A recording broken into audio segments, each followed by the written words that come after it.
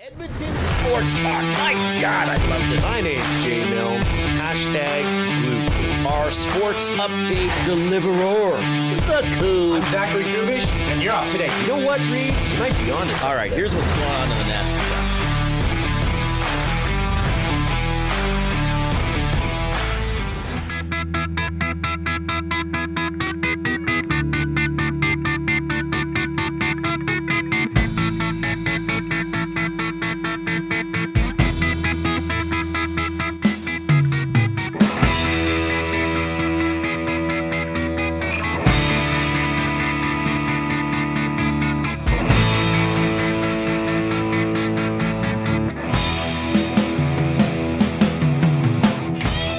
All right, so I came up with something in the spirit of, well, something that I still don't really recognize, the gentleman's sweep, that I was repeatedly ridiculed about by my colleagues all last week. But I thought, okay, fine. If we have a gentleman's sweep, I'll come up with a name for every series format, and then it's a form of a sweep. So here's one, okay, in a best of 7. Win-win. Hang on, loss. let me write this down. Okay, yeah, write this down. Win-win. Win. Loss. Loss. Win. Win. Loss. Wait a minute. Yeah, that's a Leaf sweep. Oh! That's a Toronto Maple Leaf sweep. You go win-win, loss, win-loss. That's a Leaf sweep, okay? So there, I've named another one. So you actually lose the series when that happens. West Final starts tomorrow. Oilers at Dallas. We have plenty on that until 6 o'clock tonight. Also, the Eastern Conference Final, Carolina and Florida, starting this evening. So we'll have a little bit of chatter about that as well.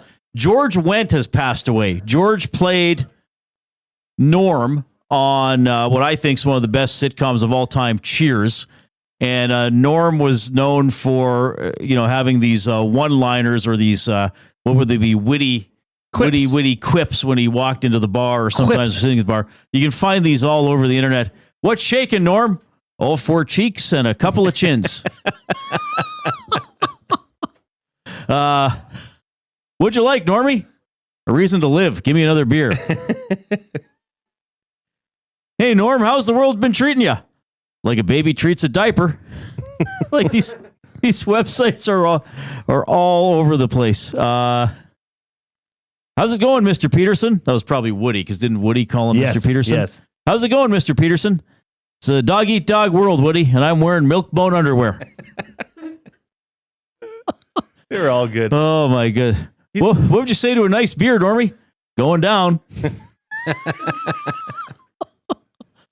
And perhaps one of the best ones of... here's another one. Beer, Norm? Have I gotten that predictable? Good.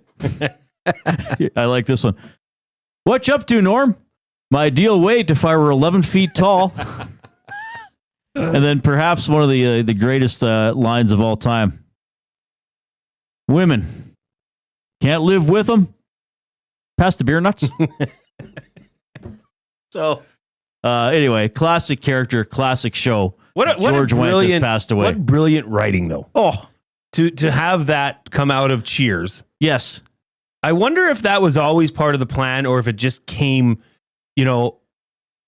naturally during shooting. You know what I mean? If it was just, how Kramer's entrance on Seinfeld became a thing? Yes. Well, he didn't, the first time he did that, it was ad-libbed.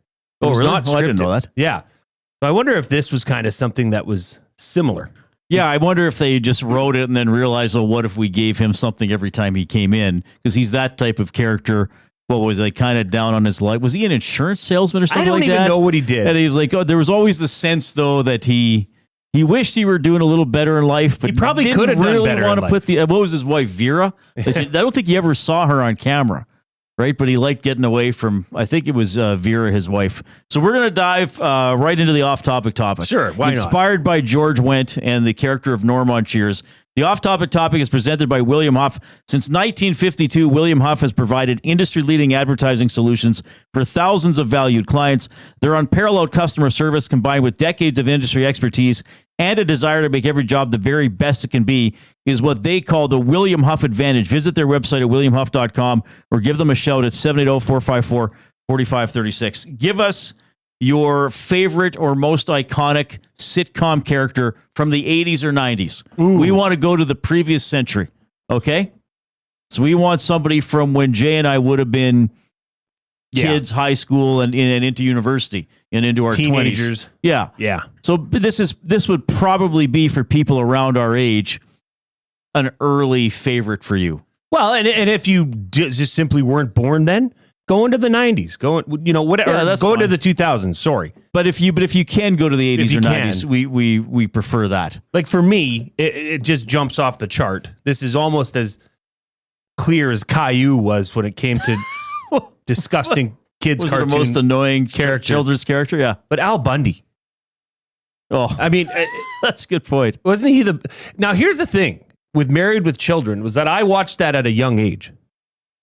And it was, mostly because it was somewhat inappropriate. And you got a sense of maybe what the real world looked like because they did portray it. Right. But I wonder if you and I were to go back and rewatch a few episodes of Married with Children. I think it would still hold up. And it might even be funnier.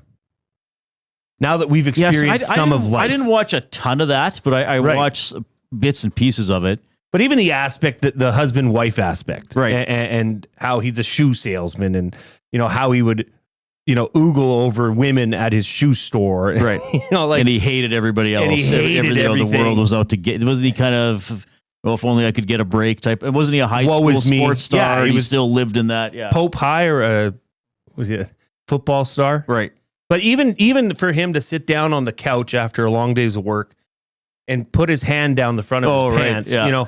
you're like, I can relate to that guy now, right? I think for me, I'd have to go, and I would struggle to pick one character, but a sitcom I really liked, I guess I would have been junior high school, because it could be quite bizarre, was the original Night Court. Oh, yeah. I mean, you had Judge Harry Stone, played by Harry Anderson, I believe, who I think he passed away a while ago. Yeah. But he was very funny. You had the tall guy, Richard Mole, playing Bull, Right. who just had all the weird things. And La Roquette, what's La Roquette's first name? I forget, but he played Dan Fielding, the sex-craved attorney that always had inappropriate things. They were all really good. That's a good. That was a good show. They were all really good. And Bull, the tall, I think he was the bailiff. Like he kind of was the dimwit with a heart of gold type of thing. And they once had a character, and they was Night Court, right? So they had all the bizarre cases and all the late night weirdos. and I remember there was this character named Arthur, and I believe he was appearing before Judge Anderson or Judge Stone, saying, that he was actually God. This guy's name was Arthur. And Bull off to the side goes, now it makes sense. Our Father who is art in heaven. So that would be one for me. You could pick almost anybody. wow. I'm probably missing people from Night Court, but that was a great show. We'll give us a couple, and then we'll go back to it a little bit later on. Balky. Was that Bartakamus? Perfect Strangers? Yes, Perfect I Strangers. don't think I've really watched that a lot, but yeah. Baggio, George Costanza, sure. I mean, he's... Well, that's, Seinfeld's peak 90s, right? So Timber Woodsman going a little bit of a different direction, but I appreciate it. The Littlest Hobo. he just I don't think that was a sitcom. Maybe tomorrow. I'm not sure that was a sitcom, but... That was a real show, wasn't it? Like live? Yeah, it was a documentary. Documentary. I've went back and put up Littlest Hobo on YouTube for my girls, and they love it. I mean, Well, how couldn't you? It's a dog Clever who helps dog. people and moves on to the next town. the worst acting though. It was terrible. The dog was truly the best actor. The dog was the best performer. 100%. Which says a lot about the cast of The Littlest Hobo. Well, it was a Canadian show, wasn't it? Yeah, well, clearly. Weren't there 4 different dogs Yes, it that was, played Reid. the Littlest Hobo? Yeah, there was. They were all, I think, mothers and related, I believe. Oh, were they all Offspring? siblings or lineage? Well, parents once and you're stuff? born into the It was Hobo kind of like family. the royal lineage we were talking about on Yes, Friday. quite The similar. Littlest, you were Yeah. born into the Littlest You were. Hobo acting tree. All right, so the off-topic topic for William Huff, your favorite or most iconic sitcom character, and if you're of a certain vintage, we'd like it to be from the 80s and 90s, just for a little bit of nostalgia. We realize some of you perhaps did not live that era, like Coob, in which case this will be a learning exercise for you. Well, Statue Boss Productions, would Homer Simpson count? I think that show started in the late 80s, did it not? Absolutely. Yeah.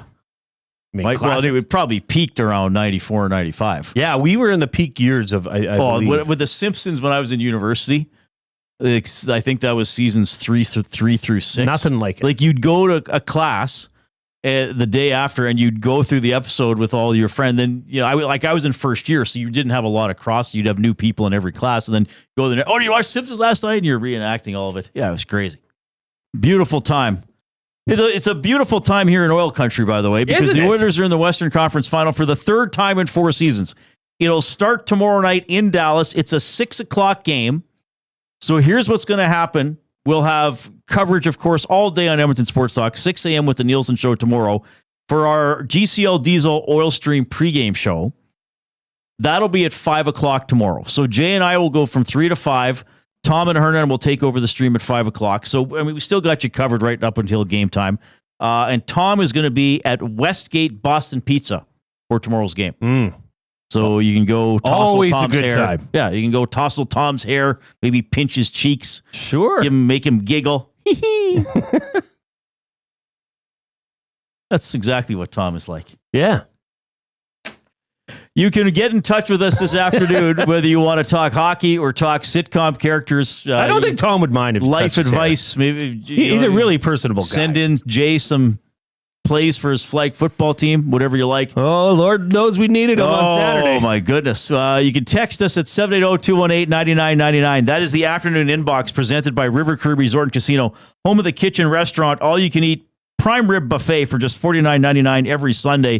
That is from 4 to 10 p.m.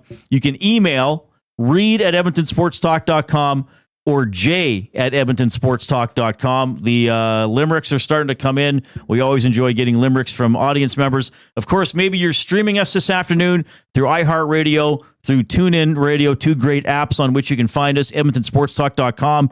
You can go there and find everything. Maybe you're taking us in on YouTube. If you are on YouTube, you can give us some instant gratification and help us grow the station. First of all, if you haven't already, subscribe to Edmonton Sports Talk. Okay, so click on the actual station logo on the page to go to the channel and subscribe.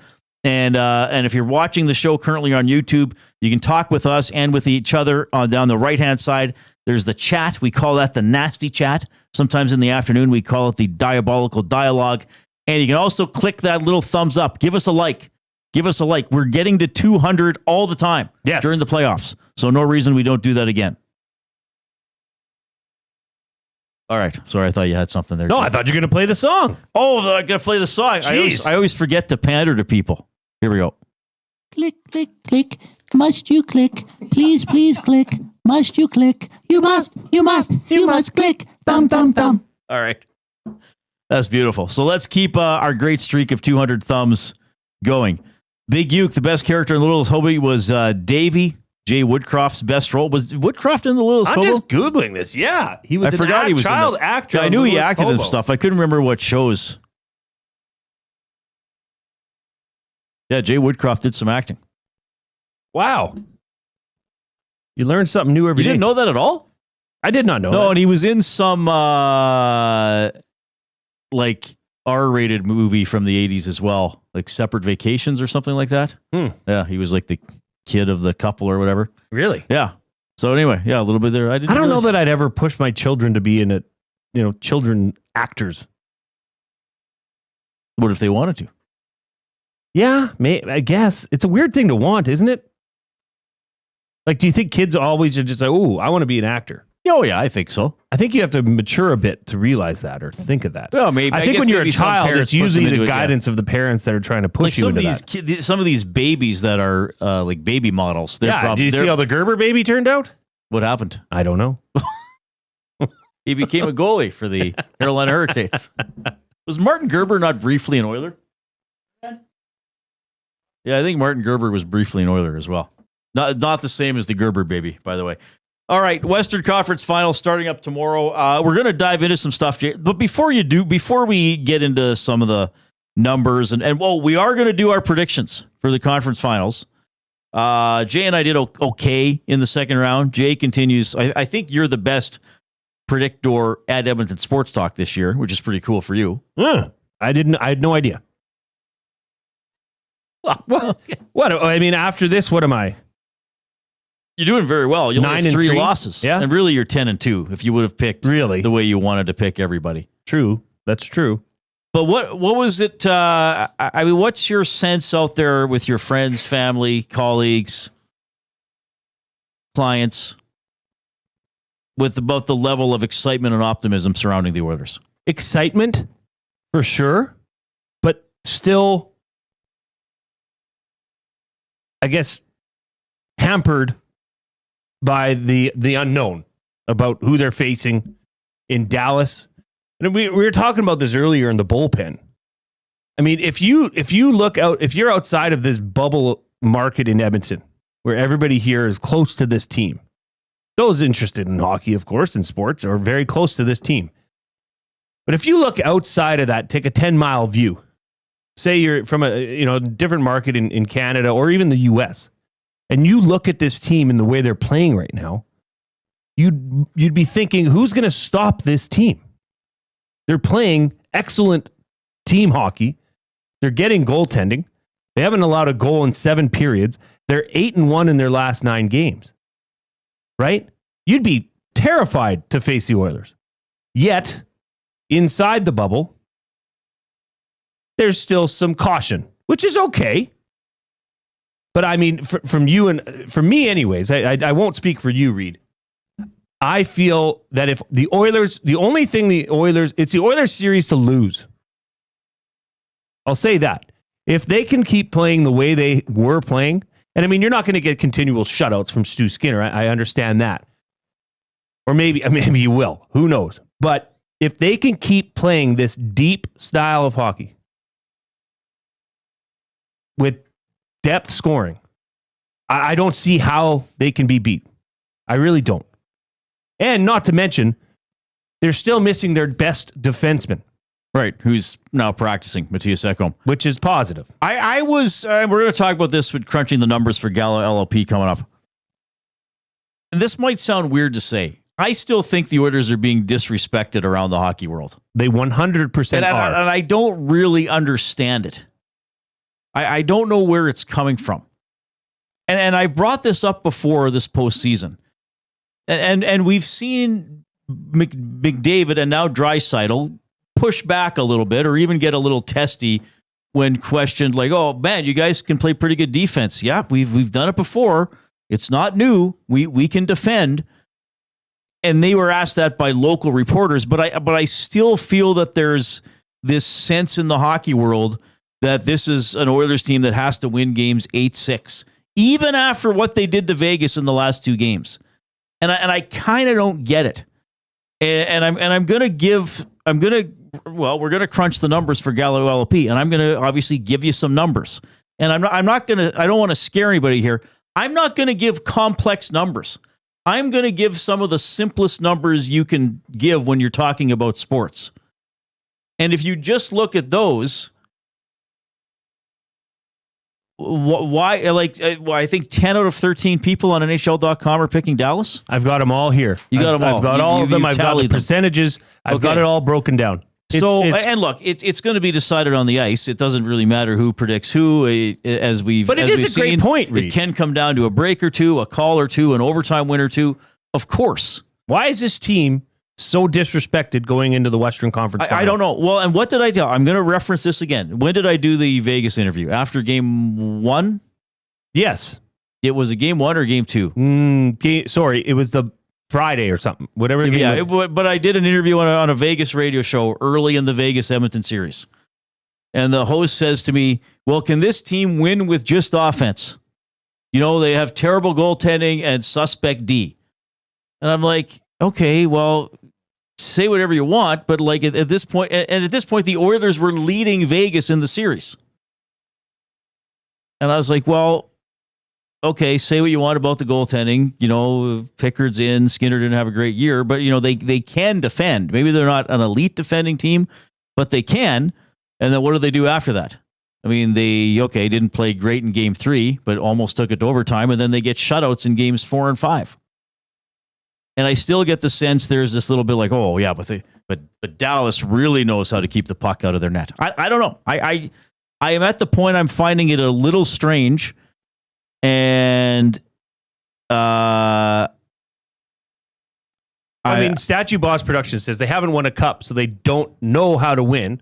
I think that's the biggest part of the narrative. Well, Dallas hasn't won a cup since '99, right? Yeah, no, and I get what Statue Boss is saying. And until you win, it's always hanging over you. Sure. Right? And we're going to talk a little bit about the Leafs. Like, are they as terrible as they looked on Sunday night? No. But now that's the narrative. They didn't win another big game. So I guess that's what it's going to come down to from the Oilers. What do I always say? Until you win, you can't win. But that doesn't explain why the glaring bias towards Dallas in this series. Because neither have won in this century. True. Right? So Carolina hasn't won a game in the conference finals since they won the Stanley Cup. They've been back 3 times. And now, not that it matters. We're not saying it's just interesting. It's a point of conversation, and we're going to get into it after. Right. But I'm going to give, because it's a feeling I've had. And then, like I said, I'm going to give just some very simple numbers about the Oilers and the Dallas Stars. But we'll dive into that in a couple of minutes. We will have Shawn Belle on the show from Hello Hockey. Of course, we'll have the Oil Understood for GCL Diesel. Here comes the Coop.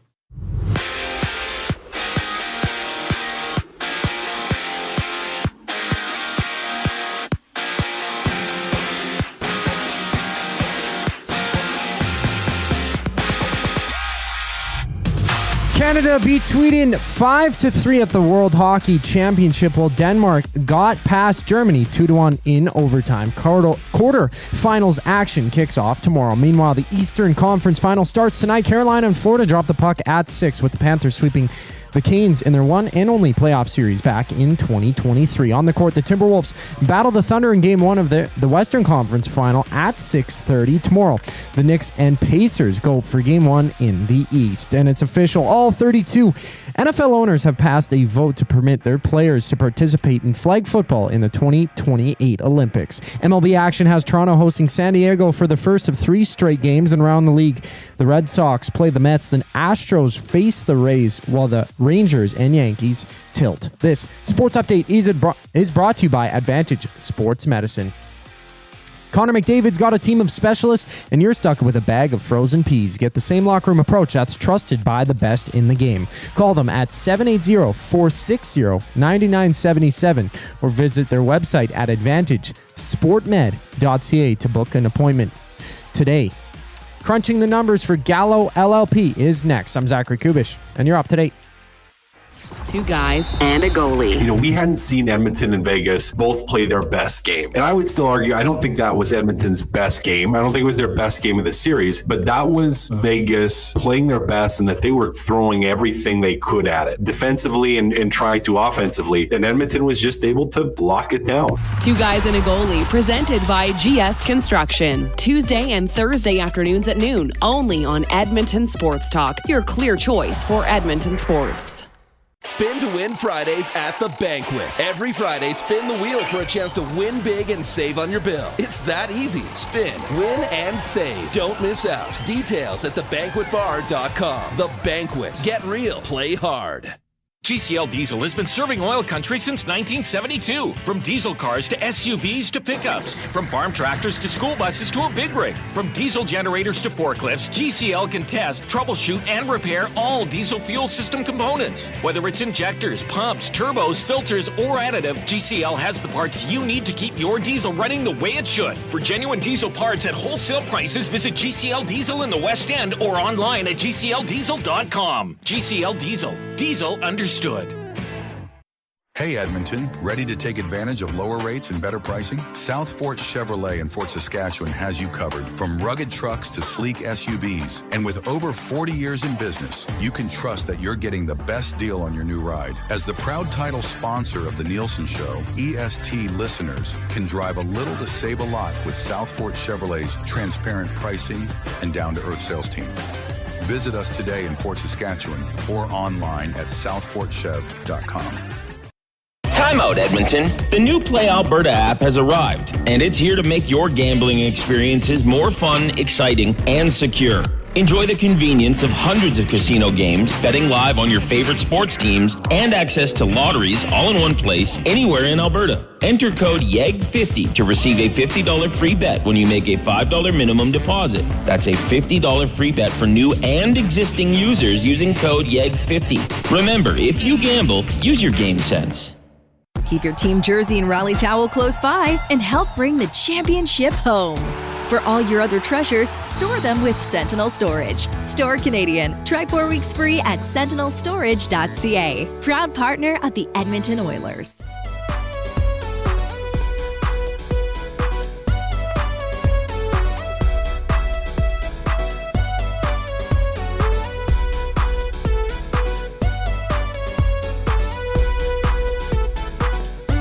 Oh, rainy Tuesday. Hope you're having a good day, though. Hockey to look forward to. Eastern Final tonight. Game 1 West Final tomorrow. Edmonton Oilers at Dallas Stars. Thanks a lot for joining us, man. Oh, man, we're having a great time here on the Reid Wilkins Show with Jason Milne and at Edmonton Sports Talk in general. Presented by Play Alberta. If you have us on YouTube today, click that thumbs up. Give us a like.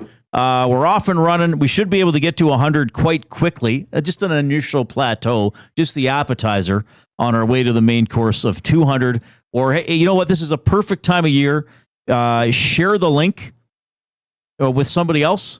You know, text them or email them the link. Say, hey, this station's talking Oilers all day and having a good time and talking about other big stories and being at Elks Fan Day. We had a live 2-hour show from Elks Fan Day on Saturday that you and Matthew did a great job with. So we're all over everything. And we know this is the time of year people are pulled into the Oilers stuff, right? And they want to know, and they want to, like, we know there are hardcore fans. They're all Oilers all the time, year round. We also know, like, there was a former Ched colleague who has also since moved on from Ched. She posted in the Nasty Chat last week. And then I met her for coffee on Sunday. I was like, hey, thanks for listening to the show. She's like, I got to get my Oilers fix. And she said, you guys are where to go, because I know you're talking about it and you're doing it all day. So she's like, I'm big on EST right now because it's got all the playoff stuff I need to know. Wow. So you know, hey, help us out. Share that link with other people. Say, go watch these guys. Go listen to these guys. Give them a thumbs up. Have a smile on your face and get ready for game 1 tomorrow. Great time of year. What a great era. And like Statue Boss Productions was right. And he's saying, hey, guys, that's not my opinion. I'm just saying that's the narrative around the Oilers. Like, oh, well, they still don't know how to win. Fair enough. But third time in the last 4 years in the conference final, you know? But he's right. You got to get that cup. You don't want to be like, oh, remember all those years they were so close. You said that today. Like, you can't be close too many times. You got to get it. Because eventually the players age out or whatever. But awesome era here for the Oilers. Hopefully this is a championship year. Quickly for the off-topic topic, because and this is the other thing. We do a lot of fun stuff. Yes. And this one's caught on. For William Huff, George Wendt has passed away. He played Norm on Cheers. Hopefully most of you know who that is. I would say great show, memorable character. So we've asked, who's your favorite or most iconic character from a 80s or 90s sitcom? Kevin from Bergman Hood, WKRP. Right? Okay, yeah. Johnny Fever. Oh, that's a good one. Jason and Leduc, Mr. Bean. I like that. I never would have thought of that. He's a very funny show. Rob from The Grove, Mork and Mindy. Mork from Mork. Robin Williams. I don't know Mork and Mindy. That was Robin Williams. Okay. And what was the actress's name? Oh, I can't remember, but I think that was one of those shows. The show was built around her rise to fame, and then Robin Williams is the one. Oh, wow. I believe with Family Ties, the thinking was that Meredith Baxter Birney was going to be the showcase on that show, right? And then it launched Michael J. Fox onto bigger and better things. Or perhaps launched him back to the future. Pam Dauber? Pam Dauber was the actress on Mork and Mindy. Yeah. Bronco Nick, my favorite character was Jack Tripper from Three's Company. Yeah. And Mark from Hope, Uncle Phil from The Fresh Prince of Bel-Air. Oh, of course. What was his name? What was that actor's name? He just passed away in the like a year ago as well. Oh, did he? Anyway, we're getting some good stuff here. That's good. All right, 780-218-9999 is the River James Cree. Avery. James Avery, right, is the River Cree Resort and Casino inbox. Keep those coming in. Good topics there. A little bit of stroll down memory lane as we get you ready for the Western Conference Final as well. All right, let's dive into crunching the numbers, Jay. Presented by Gallo LLP, Chartered Professional Accountants, where they go beyond the numbers to ensure the continued success of your business. Reach out to Preet or John at Gallo LLP if you'd like to discuss further how they can crunch your numbers and help your business grow. Visit their website, GalloLLP.ca, and see how Gallo LLP can help your business grow. All right, so first of all, what do you have? You've compiled all the prediction sites? They all do this, right? Every round, the NHL staffers, the Athletic, the ESPN crew, and even, closer to home here, the fourth period, which is, David Pagnotta from Hello Hockey, right, is a part of that. So here's the NHL.com. 19% picked Edmonton, 81% picked Dallas. Okay. Athletic, 22% picked Edmonton, 78% picked Dallas. ESPN, 24% picked Edmonton, 76% picked Dallas. The fourth period, 22 for Edmonton, 78% for Dallas. So it's almost, so based on those, you would say Edmonton is quite the underdog in this series. Heavy underdog. Yeah, based off of the people that know under most. A quarter of the people who cover the NHL for these publications think Edmonton is going to win. Now, Correct. look, this is a station in Edmonton. This is a station that covers the Oilers year round. So I get it that we could be accused of, if not a bias in terms of opinion, perhaps a term, maybe not a bias, but we clearly know more about the Oilers than any other team, as we should. But I'm surprised to see that, given you have an Oilers team that went to the Stanley Cup final last year. So you can't, like last year, I think part of the story was, and I was worried about it too, Dallas has been there before. They have some players who back in the bubble year were in the Stanley Cup final. They'd been in the conference final in 2023, and now Edmonton is sort of, even though they made the conference final the year they lost to Colorado, they were pretty overmatched and got swept. So I got that narrative last year. Maybe Dallas is just the more experienced team. Okay, that to me that doesn't fly this year. The Oilers beat them last year. Different teams, granted, but the Oilers did beat them last year with a lot of the same players. Now, what's another thing as we crunch the numbers for Gallo LLP? What's another thing that has been slapped on the Oilers as a label? And I guess this label wasn't slapped on like a sticker. Some people tattooed it into them because they refuse to see it's not there. Well, the Oilers don't have any depth. I still hear that. Dallas's depth is better than the Oilers. Okay, let's just look at some very simple numbers. And I realize that anything I say could be rebutted. Somebody could offer me a rebut. The Dallas Stars have 10 forwards who have scored a goal in the playoffs. Pretty good. The Oilers have 13. The Oilers have used 14 forwards, right? Because Jeff Skinner's come out. And, Frederick came in for him. And Kane came in. Anyway, Arvidsson was taken out for Kapanen. He comes in, scores a big goal.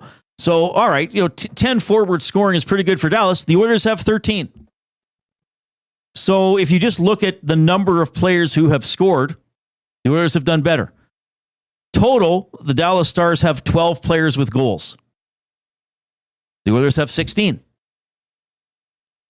Now, I do think the Dallas Stars are a very deep team. Don't get me wrong. I'm not discounting any of Dallas's strengths. I'm just surprised that some of the arguments being offered for Dallas's superiority, in my mind, are so easily shot down. Or you can at least say, actually, the Oilers can do that too. I mean, Matt Duchene, 0 goals. Matt Duchene has 0 playoff goals. Mason Marchment, he typically plays in their top 6. He's a good player. He has 1. Jamie Benn, their captain, has 3 points and is -6. You know what I mean? Like there are some very unflattering stats for some very good Dallas Stars players. I mean, you could really argue that without Rantanen, they're probably eliminated already. Now, Rantanen's on their team, and he's excellent. But you know what I'm saying? This is, if you look at the stats, Dallas looks top-heavy like the Oilers used to look. Yes. It's almost like a role reversal from last year. Dallas's first line has scored 45% of their 5-on-5 goals. Their second line, 5-on-5, has 1 goal between them in this 2025 playoffs. The Oilers, with one of McDavid or Draisaitl on the ice, 5-on-5, have 19 goals. Without 97 or 29 on the ice, 18.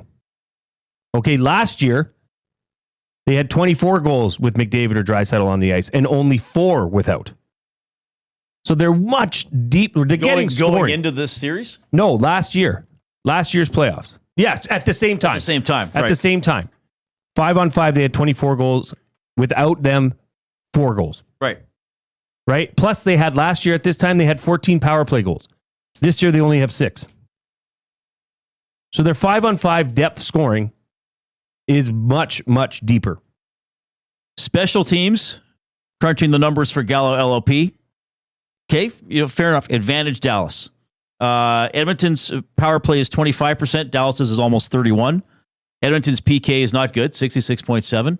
It's downright struggle at times. Dallas's PK is 86.1%. Fair. But then the other thing, that I hear still is, well, again, the Oilers can't keep the puck out of their own net. Look at their goals against. Okay, let's look at the Oilers' goals against. It's 3.09 goals against per game. Okay, not great. Dallas's is 2.92.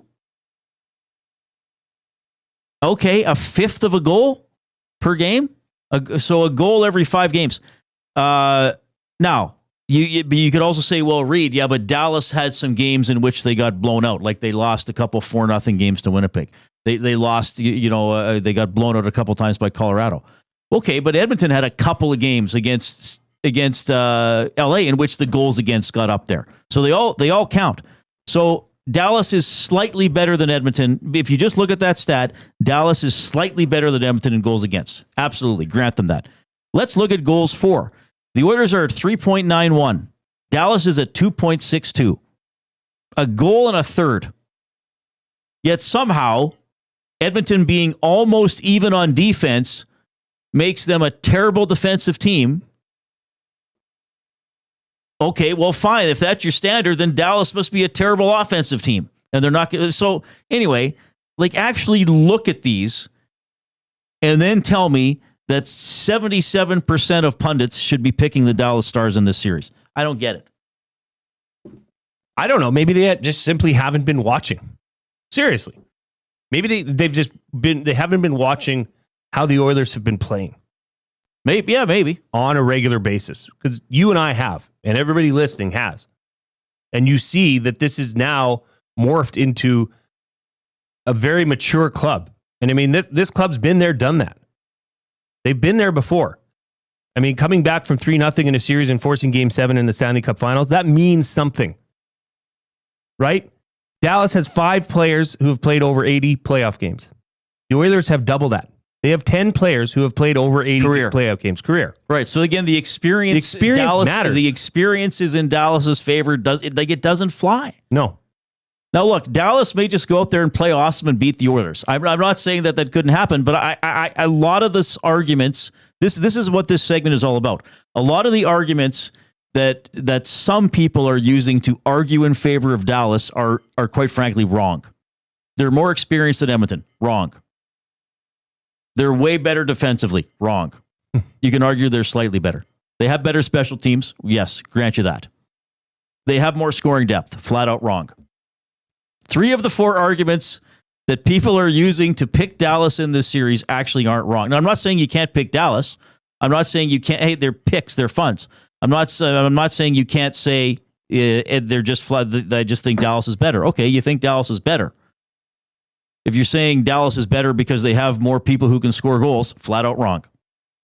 Flat out wrong. The Oilers have disproven that through 2 rounds. And somebody said it in the chat here, but the Oilers were underdogs against the Knights and Kings. Yeah, so bring it on. Bring it on. Bring it on. Right. This team's not afraid of being an underdog. Like, bring it on. This team's not afraid of opening a series on the road. Nope. Not at all. I just can't wait for tomorrow night. Well, I can't wait for it to get started because I think the Oilers are playing at a really high level. Well, and Reid, we also talked about this off air, and we'd like to now. I'd like to bring it to this forum as well. But are we? How should I say this? Are we like too cautious with this team and not realizing? I mean, maybe from what you just said, Reid, maybe we are realizing what team is playing in front of us. But there is a cautious optimism from Oilers fans, Oilers media, that say, well, let's just sit down and relax. And maybe do we realize how good this team's playing? Do we? Yes, I think we do. But I always highly respect the opponent. You have to. I mean, the Oilers, the best 4 teams in the league right now. I mean, the gap between the Oilers and Vegas was still razor thin in a couple of those games, right? And I expect it to be in what did I say about last year's series against Dallas? Edmonton outplayed Dallas in 2 games. Dallas outplayed. How did I do it? Anyway, I think I said 2 games were close. They each won a close game. Edmonton outplayed them twice, and Dallas outplayed them twice. But Edmonton won one of the games in which Dallas outplayed them because Skinner stole Game 6. So it's very thin. It's a very, very thin margin for sure. But I just would be uncomfortable saying the Oilers are obvious underdogs in this series, or that are just going to have a miracle to beat the Dallas Stars. How? We'll talk more with Shawn Belle. Shawn Belle's coming up at 4 o'clock. Jay's play of the day is coming up. Jay and I, of course, are camped out in the banquet studio. Oh, it's Monday, baby. And yesterday was Monday. See, it feels like a Monday. Well, I can still tell you this. Every Monday, bowl for just $2 all day at the banquet bar. Walk in, grab your friends, and start your week with some fun. Get real, play hard. The Banquet. Keep giving us that thumbs up on YouTube. We need 5 thumbs to get to 100.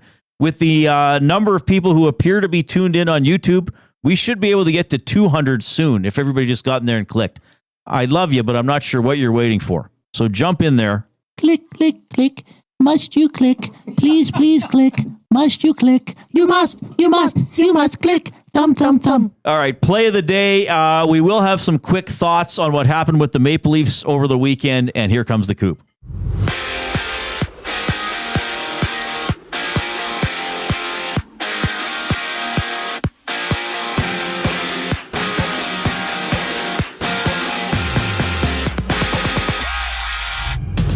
Canada finished the preliminary round at the Hockey World Championship with 6 wins, 1 overtime loss to be good for top spot in Group A. Nathan McKinnon notched 3 points earlier in Canada's 5-3 win over Sweden. Canada takes on Denmark Thursday in quarterfinals action. And the Final Four set in the NHL Eastern Conference Final kicks off tonight. Florida hits the ice in Raleigh to take on the Canes at 6 o'clock. And from Ottawa, Game 1 of the Best of 5 PWHL Championship Series goes at 5 o'clock with the Charge going at it against the Frost. And it's official. NFL players have been approved to participate in flag football in the 2028 Summer Olympics with a unanimous vote from all 32 NFL owners. Meanwhile, NBA action has Minnesota and OKC meeting for the opening game in the Western Conference Final. The Knicks and Pacers meet tomorrow. For the Jays, they're back in action against the Padres in the opener of their series.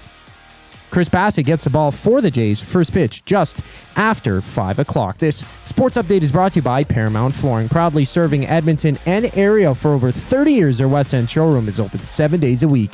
You can also shop online at ParamountFlooring.ca. We have a brief intermission before the show rolls on. I'm Zachary Kubish, and you're up to date. Get your fix every single game with the GCL Diesel Oil Stream pregame and postgame shows with Tom Gazzola and Hernan Salas. Whether it's breaking down the starting lineup, predicting key matchups, or diving deep into the game's biggest moments, Tom and Hernan are here to give you the best insight and analysis in the city. After the final horn, get the breakdown of every key moment, performance, and player reactions. It's your one-stop shop for all things game day. Catch the GCL Diesel Oil Stream pregame and postgame shows with Tom Gazzola and Hernan Salas, only on Edmonton Sports Talk, your clear choice for Edmonton sports. Gallo LLP is an Alberta-based accounting firm with expert chartered professional accountants in both our Edmonton and Sherwood Park accounting firms. Our experienced and innovative accountants provide financial advice that saves our clients money. Simply put, we help our clients protect their assets and grow their businesses. At Gallo LLP, they go beyond the numbers to ensure the continued success of your business. Reach out to Preet or John to discuss how they can help your business grow. Visit gallollp.ca today and see how they can help you take your business to the next level.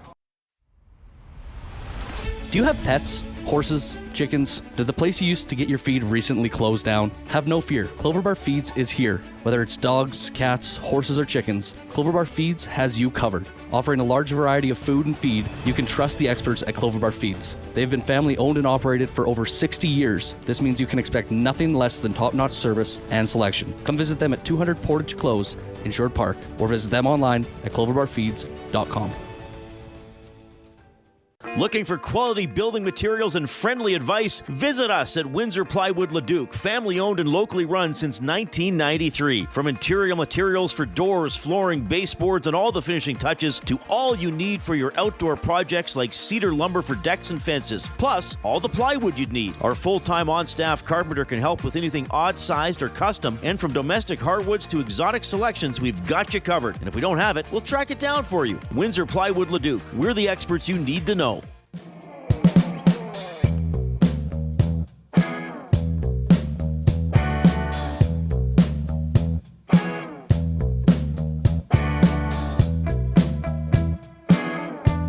Do you remember Norm's last name from Cheers? Norm Peterson. Peterson, of course it was. Because what was Shelley Long's character? Didn't she always call Rita? him either Norman or no? Rita Perlman was Carla. Weren't they married? Carla, okay. Wasn't Rita Perlman is married to Danny DeVito? Oh, it's that guy. Yes, it's that short, round guy. Shelley Long played. Oh, who did she play? Was she the newer, younger waitress? No, she was the blonde original owner that was replaced by. Oh, now I'm forgetting all the people's names. What was Ted Danson's name? Sam Malone. Right. Sam Malone, Woody Boyd. Cliff Clavin was probably my favorite. And then when he went on Diane. Sam and Diane. And then what was the Kirstie Alley's character's name? Oh, right. Because then she replaced Diane. Rebecca, yes. Rebecca. You're good. Yeah. That's a stretch for me. But didn't Diane always call him Norman or Mr. Peterson? And everybody else called him Norm or Normie. Great show. I wonder what that was in the cup that Norm drank. Maybe it was non-alcoholic beer. Maybe. Was it around then, though? Oh, probably. Was it? Or they had some mixture. Maybe he just drank beer. Who cares? Imagine having to drink that much liquid every shoot you're drinking. The off-topic topic for William Huff, as George Wendt has sadly passed away today, played Norm Peterson on Cheers. Your favorite or most iconic character from a preferably 80s or 90s sitcom? We've delved a little bit into the 70s, I guess, with WKRP. And I guess Three's Company would have started in the 70s, but went into the 80s. So that's what we're doing there. Keep giving us the thumbs up on YouTube. If you're listening on an audio stream, we thank you as well. Favorite the station, make it a preference, all that fun stuff. Quaddy and the Nasty Chat. 29 and 97 have not had huge point nights since the King series. That could happen at any point. As long as the depth keeps chipping in when it comes along, they are going to roll. Well, that's a really good point. You would not say, even though Draisaitl got an overtime winner, was there a game in the Dallas series that you would say, well, they won because McDavid and or Draisaitl just took over the series, just took over the game? Like, one guy had 2 goals and an assist. Well, McDavid tried in what was that, game 1 of the King series? Game 1 of but I think since the King series. Okay. Yeah, against Vegas. Well, I mean, against Vegas, who got the last 4 goals of the series? Henrique, Kane, Kapanen. And I realized McDavid and Draisaitl were on the ice for a couple of them, but that wasn't the only way the puck was getting to the net or staying in the offensive zone. Yeah, and that's a great point because it's the truth. And that's where I said, Reid, maybe some of these pundits or these writers aren't paying close enough attention to what's going on here. And the Oilers aren't winning with this high-flying highlight reel hockey. No, it's punishing, Like, strategic, defensive-minded hockey. You knock over Aiden Hill after you score or whatever. So, yeah, it's a different sort of tone to that as well. All right, 780-218-9999, the River Cree Resort and Casino inbox. Keep clicking away at that thumbs up button on YouTube. Give us a bunch of likes. We're at 119. We want to get to 200. Now, the next little plateau is 100, and because that means I get a double word of the day before 6 o'clock. But really, we want to get to 200. Are you going to want to keep it with Pearl's list? I'll do whatever you want. You're the guy. You're the deliverer. You did well, and I want to have positive vibes here in the banquet studio here on the Reid Wilkins show. So I think we'll go with. So you can choose a couple more numbers later. Okay. What did you do last time? 14 and 49, right? Yeah. So I got to pick different numbers. Yeah. It is time for a great news segment on the show. Jay's Play of the Day, presented by Play Alberta. Why limit your choices when you can have it all? Play Alberta is your go-to app for casino games, sports betting, and lottery, all in one place. With easy access to real money games, you can enjoy everything Alberta has to offer right at your fingertips. Download Play Alberta now and start playing today. Okay, we're going to go to the NHL Game 1 of the Eastern Conference Finals. Ooh. Well, I guess this is going to spoil something for later, but I am picking Carolina to upset here. Okay. I think it would be an upset, wouldn't it? It's pretty close, but I just feel it was I don't know, it's kind of a run and gun series that Florida played with Toronto, and Toronto, I don't know what happened there or who that team was, but Carolina is a much better team than Toronto. And I think they can go ahead and get the Game 1 win tonight. So I've got the Hurricanes to win. Okay. And Seth Jarvis, 2+ points. Oh, wow. Okay. Okay. Good player. He's got 10 points already through the playoffs. He's the leading scorer. They've played 10 games, right? No. Yeah, I think so. So he's on their first unit power play. I think this could be a nice hit. It was 350. Play Alberta has boosted it. Maybe there's a bit of a come down for Florida. Possibly, maybe because it's a quick turnaround. Right. Possibly, they boosted it from 350 to 372. So you put $1 on that, you're returning 472 total. And if you want to find this, go to playalberta.ca. Click on the EST specials. You can also download the Play Alberta app. Very easy to use. I love this site. And you can build your own same game parlays as well. But if you want to ride with Jay, go to playalberta.ca and click on EST specials. If you haven't, these promos are up at the end of May. Okay, so if you haven't yet, deposit 20 or more for a $100 free bet on sports. This is usable for new and existing players using promo code 100sports. If sports ain't your thing, deposit $20 or more to get a $100 casino bonus. Once again, usable for new and existing players using the promo code 100casino. So that's 100sports or 100casino. You get your free bonus. And always a reminder to use your game sense. Excellent That's Jay's play of the day. Jay's play. That's a you good ride and read. I put a little bit on there. You might as well. It's fun to sprinkle. Why not? Coob might even ride. Who knows? Who knows what the Coop's going to do? Who knows? Coop's out of control. He is. 780-218-9999 is the River Cree Resort and Casino inbox. All right, so let's just spend a couple minutes on, well, first of all, do you want to talk a little bit on the Jets first, too? I mean, great season. Yeah. Heartbreaking ending in really more of a human way than a hockey way. That was something else, hey? It just, the crossover from real life to sports happens pretty quick sometimes. Yeah.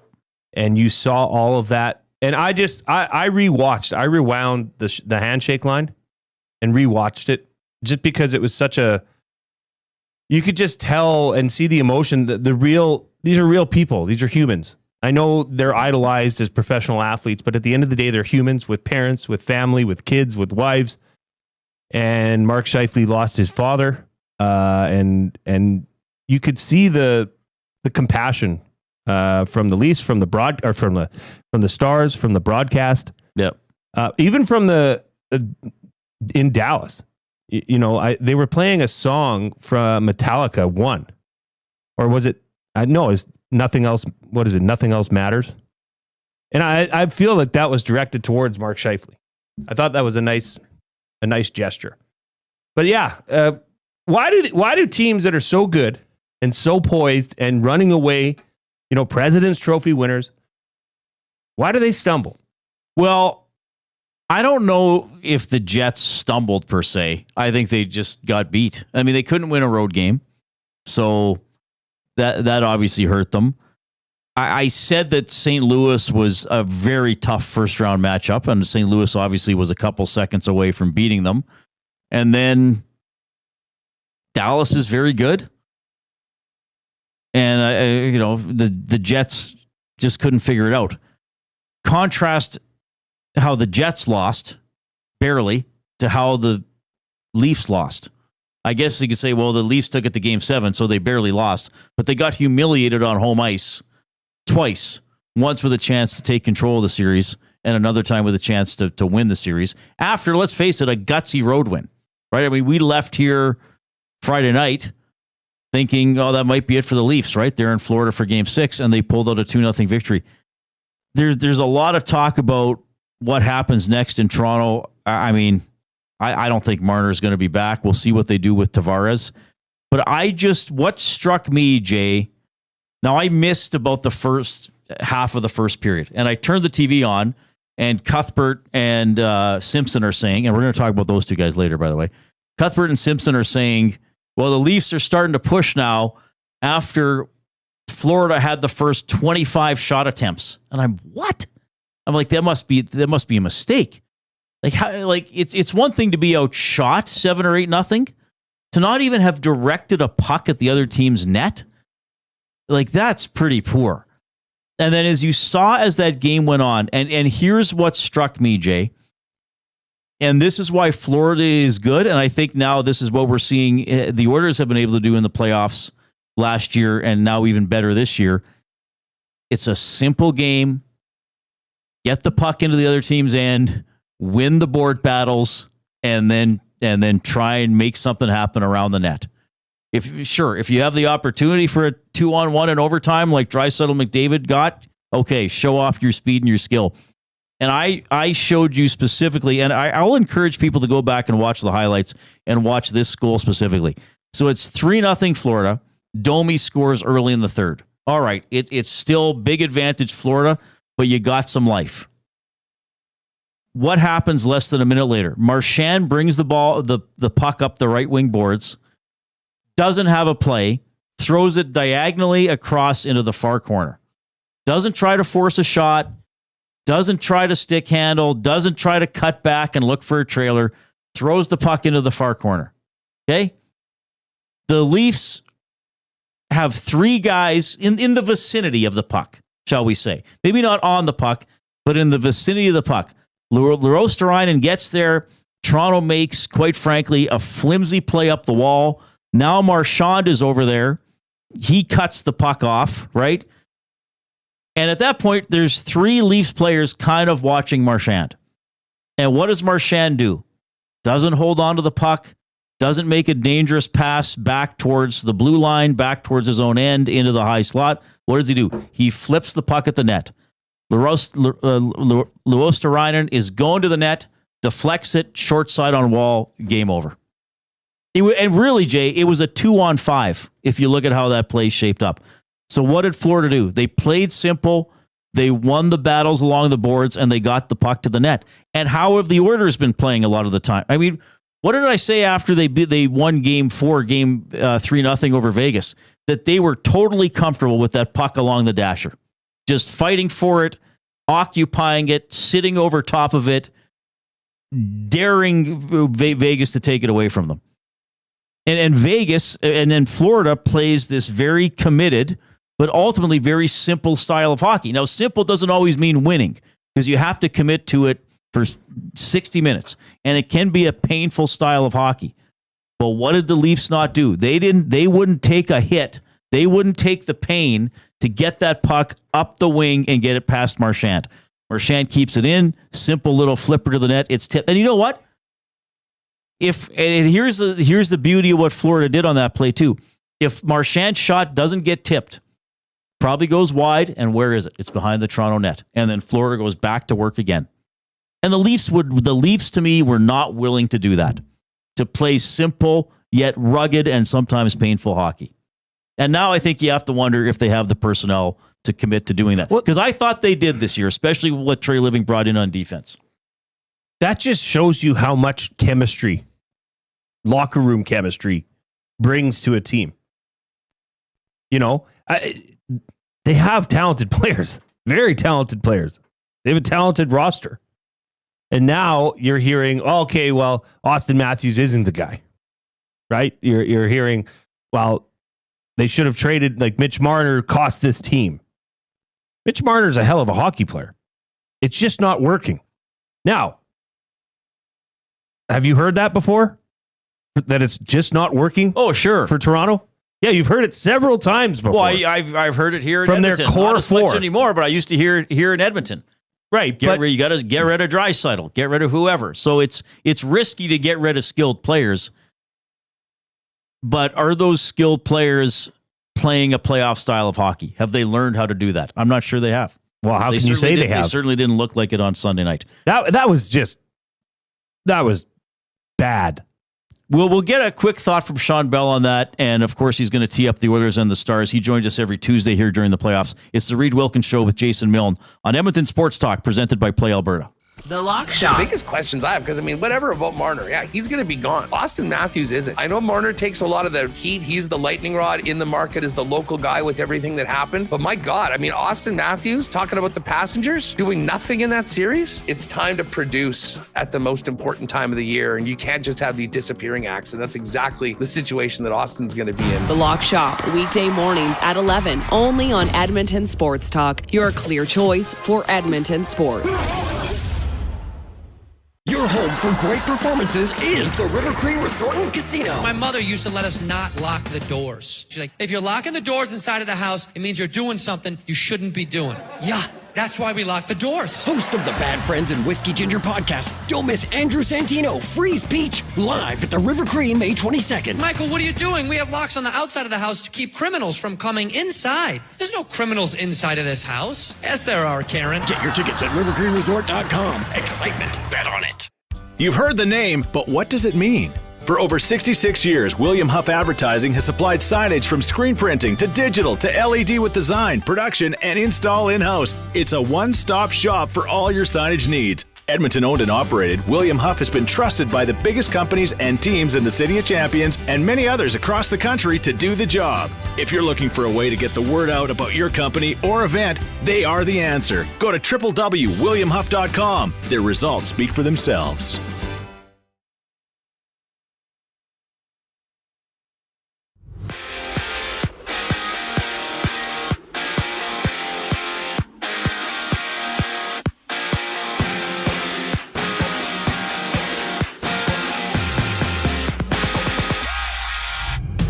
Canada is set to play Denmark on Thursday in quarterfinals action at the Hockey World Championship after finishing first in Group A, beating Sweden 5-3 earlier today. And from Raleigh, Game 1 of the Eastern Conference Final goes between the Panthers and Canes, with Carolina being swept in their one and only meeting against Florida in the playoffs back in 2023. In the PWHL, the Frost and Charge meet for their first of 5 possible games in their championship series. Puck drop for that one is at 5 o'clock, while in Oklahoma, the Thunder hosts the Timberwolves to kick off the Western Conference Final. Tip-off for that one goes at 6:30. And NFL players will participate in flag football at the 2028 Olympics after all 32 NFL owners had a unanimous vote on the matter. MLB action has Toronto battle San Diego in their series opener. Chris Bassett gets the ball for Toronto with first pitch at 5:07. I'm Zachary Kubicki.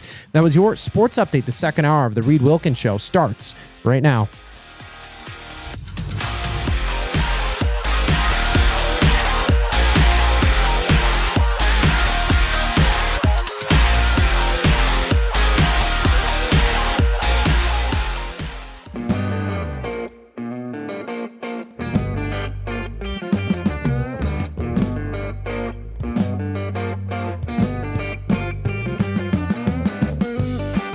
All right, hope you're having a great afternoon. East Final tonight, Fla Car. Tomorrow, West Final, Udma Dal. What is it in the NBA? Ind Nick? What's the other one? Min Uxa. That's awesome. Keep giving us the thumbs up if you're on YouTube, by the way. Approaching our double word of the day plateau of 155, but we want to get to 200. Playoff time, we've been getting over 200 every show, so let's keep getting there today. This guy's been joining us every Tuesday throughout the postseason. You also get him on Hello Hockey and on the Hangout here on Edmonton Sports Talk. It's our colleague and buddy, Shawn Belle. Shawn, how's it going? I'm doing well, gentlemen. How are you guys doing? Doing very well. It's nice to see you. It's great to have you on the show. I didn't want to do this, but because we were just talking about it, let's just start with the Leafs and put them to bed, and then they shall not be mentioned anymore on this show. Horrific Game 5, horrific Game 7. What did you see, and what's next for that team? Let's be honest. They're going to be talked about for the rest of summer because it's Toronto.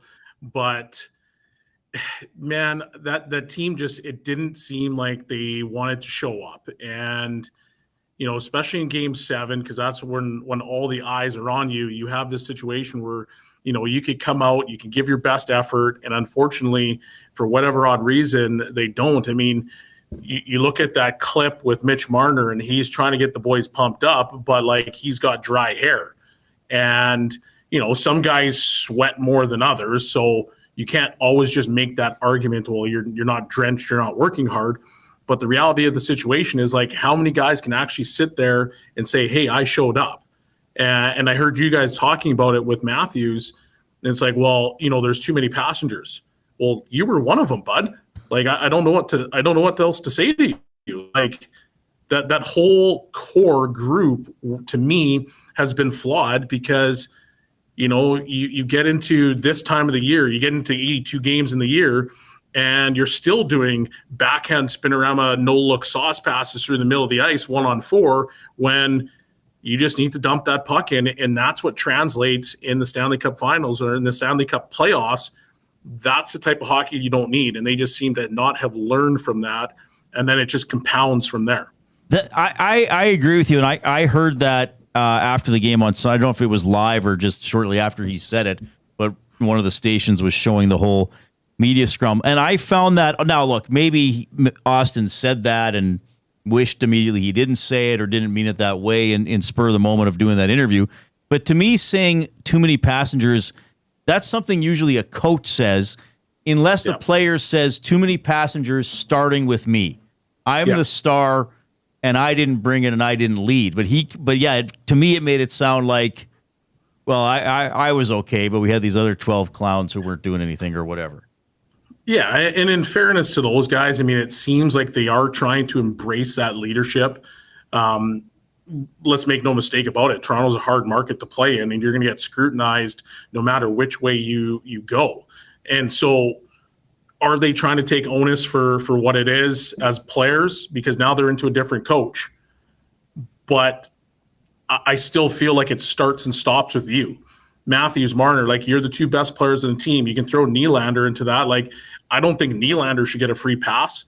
It's not like he was a world beater in the entire playoffs. He was good, but there was still lots of gaps in his game. So when you look at that core four, well, yeah, you guys are the guys that the buck has to stop with you guys, and you guys are the ones that are the pace cars for that team. So you look at Edmonton and Connor and Leon. Well, there's times where those guys are the ones that are carrying the mail. They're the ones hitting. They're the ones that are doing the dirty work, and the rest of the guys follow. And so even though they're not putting up a ton of points, they're still doing things in their game that, okay, you're okay, that's playoff style hockey, and that's what you're not seeing from the Leafs. All right, so let's transition to the Oilers. I was talking about because look, I think that there are some outright fallacies when it comes to Dallas and Edmonton. And I said, if people want to pick the Stars, that's fine. But I read the reasons that they're picking the Stars, and I'm saying, well, that's actually not right. You want to talk about forward depth? Good for Dallas. They have 10 forwards who have scored a goal. The Oilers have 13. So they've had guys who have been scratched who have scored. Yeah. I think the Oilers are deeper. I think they have more forwards who can make an impact scoring and checking. Am I overestimating them, or have the Oilers grown to that point now? I think they've definitely grown to that point, and I think they deserve to be known as a team that's got depth. I mean, I think people still mistake the Oilers of being the team that was in the regular season, where you're like, man, I'm scratching my head. Like, the janitor's not scoring any goals. Like, what's he doing right now? You know, Skinner's out of the lineup, in the lineup, putting points up, in the doghouse. Is he not in the doghouse? Connor Brown doing his thing. Like, in the regular season, you could say that stuff. And it was easy to pick holes in their lineup because not everybody was producing. But now you get Kane back and you get Frederick back, and you look at this lineup, you're like, okay, well, this is a completely different lineup than what started, the regular season or even finished at the end of the regular season.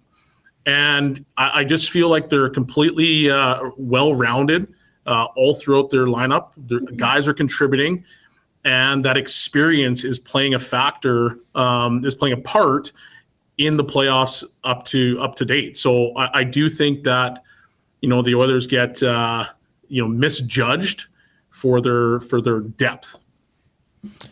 Shawn Belle joining us here on the Reid Wilkins Show.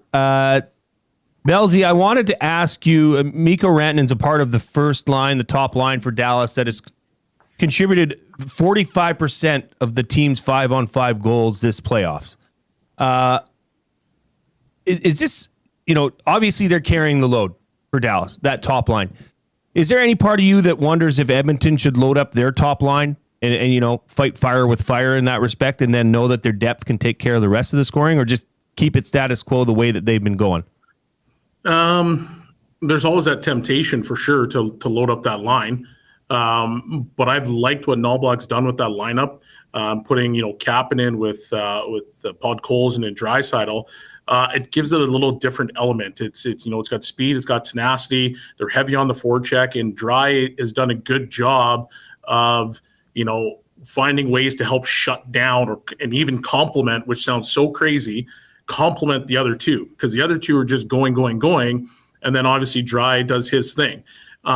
If you have the ability to have a line like that can go out and shut down opposing lines, that's a good thing, because now it allows Connor and Nuge and Hyman and Kane and some of these other guys to, potentially have their way with other lines. And I think that that's important when you get to the playoffs. Like, I don't want to just leave it to chance. I'm going to say, okay, well, maybe I've got two lines that can go after Rantanen, and the other two lines, they're going to be better than what Dallas has to offer. So for me, I'd leave it status quo, and only because I want to maybe have that line or another line go out and try to shut down Rantanen. I know it's hard to summarize it and to put into one point, so to speak, but what, in your opinion, is the key to this series in terms of the Oilers coming out on top? You're right. It is actually a very hard question. But feel free to expand. I think it's the way that Dallas plays. It's like, LA was a hard series. LA, when they forechecked, they were good at it, and they created problems for the Oilers' defense. And as soon as they kind of sat back, the Oilers took advantage of it. Vegas is kind of a team that's more patient. There was a physical series. They've got I would say more rounded team than LA did. But this series is a completely different animal, because the Stars are probably the deeper of those teams. They're probably faster than all those teams, and they're probably more skilled than all those teams, but they're not as physical.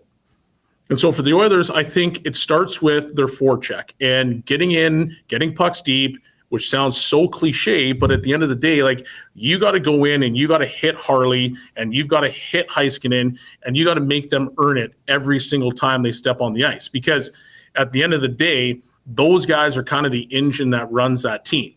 It starts in the back end. They get pucks, they move them up to the forwards, and then the forwards do what they do. But if you can be solid on that forecheck and create a ton of turnovers and just make it miserable for that Dallas D, I think you'll spend more time in their offensive zone. And then you can kind of go from there, because I want to make Robertson defend.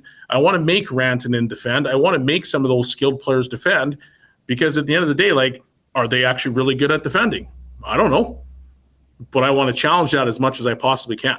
Well, that's a great point. And I always say this when I talk about plus minus. I know it's not the be all and end all, but I look for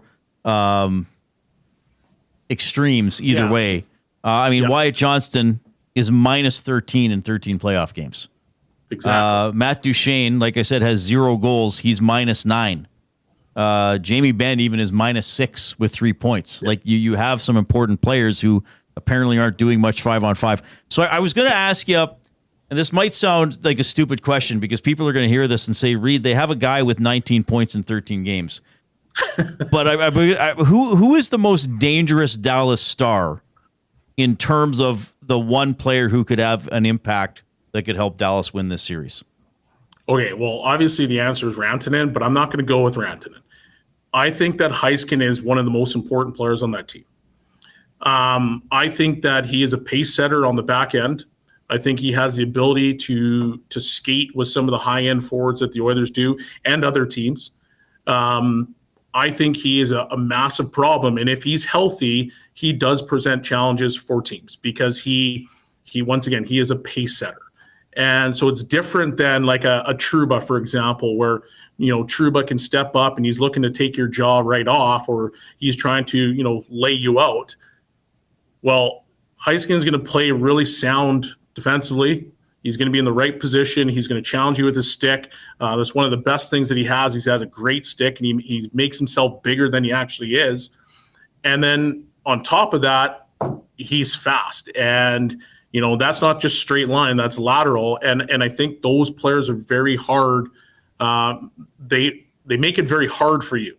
And it's just a different challenge than what it would be if it was just a flat out physical try to shut down defenseman. He's really good, and it starts with him. Yeah. Belzy, before we let you go, I had to ask you this because this was our off-topic topic for William Huff.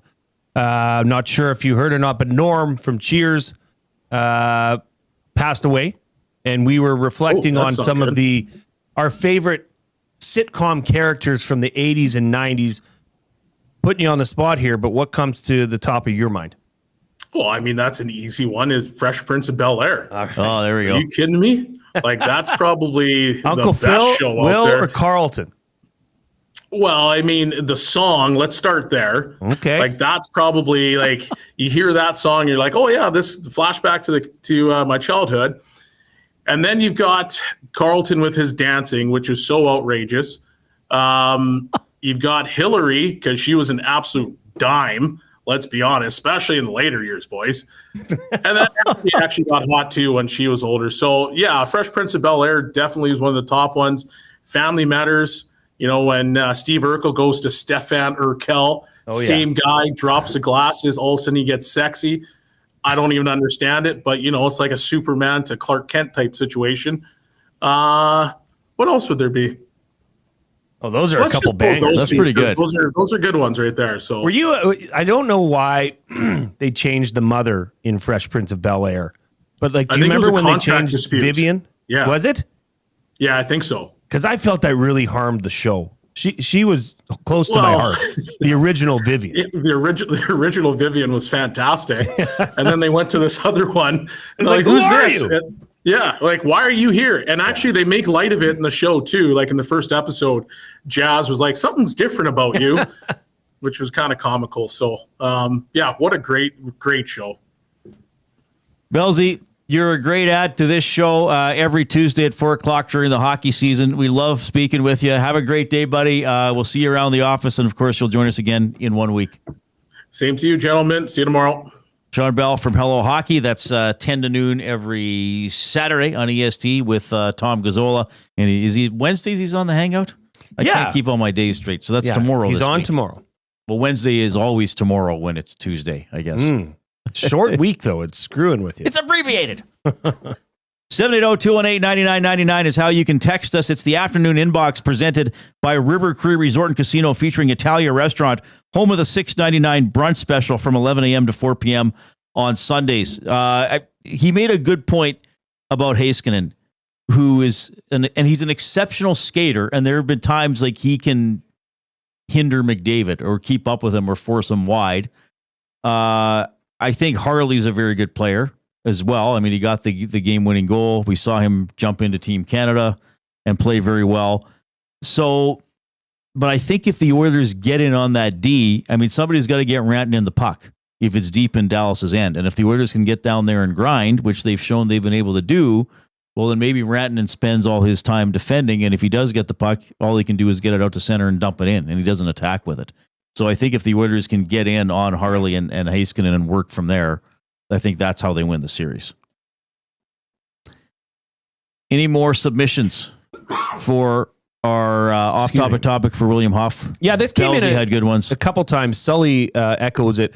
Fraser was an awesome show. Even now, the seasons they have going spin-off of Cheers are great. Grumpy Cat says the original Vivian got pregnant and fired, I believe. Oh, I didn't know that. Wow. I can't even remember the mums being changed on that show. Dylan Koskinen echoes my pick, Al Bundy. And I don't know what this is, but this comes in from nasty number 95. John Cleese, Faulty Towers. Oh, well, I think that was 70s. Okay. That was an incredible show. I think it's one of those British shows. There's only 6 or 12 episodes or something. It is like he is just this. He's a horrible human being that runs this hotel, Faulty Towers. I think his name's Basil Faulty.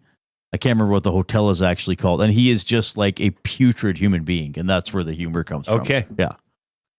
Anyway, that's a good one. 780-218-9999. You can email Reid at EdmontonSportsTalk.com. You can post in the nasty chat, our chat stream going there on YouTube. If you are on YouTube, don't forget to hit the thumbs up. We're 2 away from 155, which is double word of the day. Let's go which higher. Which means we're 47 away from 200, which is the minimum we want to get to during the postseason.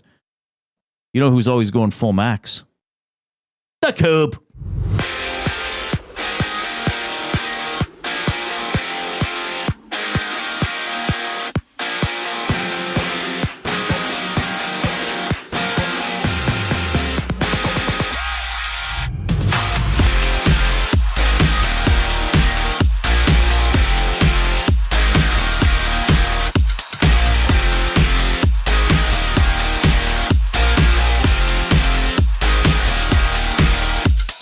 Finishing at the top of Group A overseas at the Hockey World Championship, Canada preps for Denmark on Thursday in quarterfinals action. Denmark fresh off a 2-1 win in overtime against Germany earlier today. In the NHL, Matthew Tkachuk and the Panthers clash with Andrei Svechnikov and the Canes. Game 1 puck drop goes at 6 o'clock. And out in Ottawa, the Charge hosts the Frost in Game 1 of the PWHL Championship Series. That one starts at 5 o'clock. While on the court, the Thunder and T-Wolves have their series opener for the Western Conference Final with tip-off at 6:30. Meanwhile, NFL players have been approved to participate in flag football at the 2028 Olympics with a unanimous vote by all 32 NFL owners.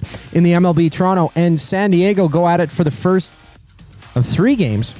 Chris Bassett gets the ball for the Jays with first pitch just after 5. Elsewhere, 2 teams are warming up, the Reds and Pirates going toe-to-toe before the Cubs go at it against the Marlins. This sports update is brought to you by Clover Bar Feeds. Clover Bar Feeds has all the animal feed you'll need. Get top-notch service and selection from their family-owned business. Visit Clover Bar Feeds at 200 Portage Close in Sherwood Park or call them at 780-467-5014. The Reid Wilkins Show rolls on once we get back from break. I'm Zachary Kubish, and you're up to date. Got some gently used furniture or home goods that need a new home? Find Edmonton is here to help. Every month we furnish over 100 homes to those transitioning out of homelessness, and we need your gently used furniture and home goods. Drop off at 5120 122nd Street or call for free local pickup. Just visit findedmonton.com to learn how your donations can help create a home for someone in need. Plus, shop our thrift store, in-store or online, with proceeds benefit those moving out of homelessness through housing supports. Visit us at findedmonton.com. Find Edmonton, supporting our community one home at a time.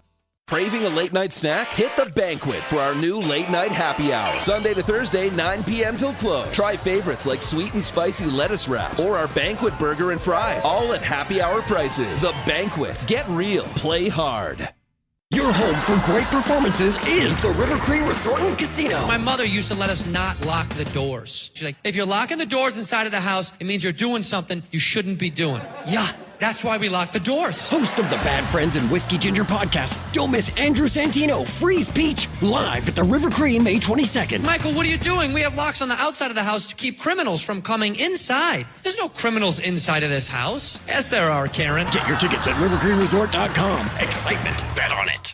Since 1952, William Huff has been the heartbeat of Edmonton's advertising world. From humble beginnings to a citywide powerhouse, we've been the go-to for signage from print to design and installation. Partnering with Edmonton's top sports franchises and major events, we've helped shape the city's global reputation. Our secret? Unmatched customer service, decades of experience, and a passion for excellence we call the William Huff Advantage. Visit us online at williamhuff.com. Keep your team jersey and rally towel close by and help bring the championship home. For all your other treasures, store them with Sentinel Storage. Store Canadian. Try 4 weeks free at sentinelstorage.ca. Proud partner of the Edmonton Oilers.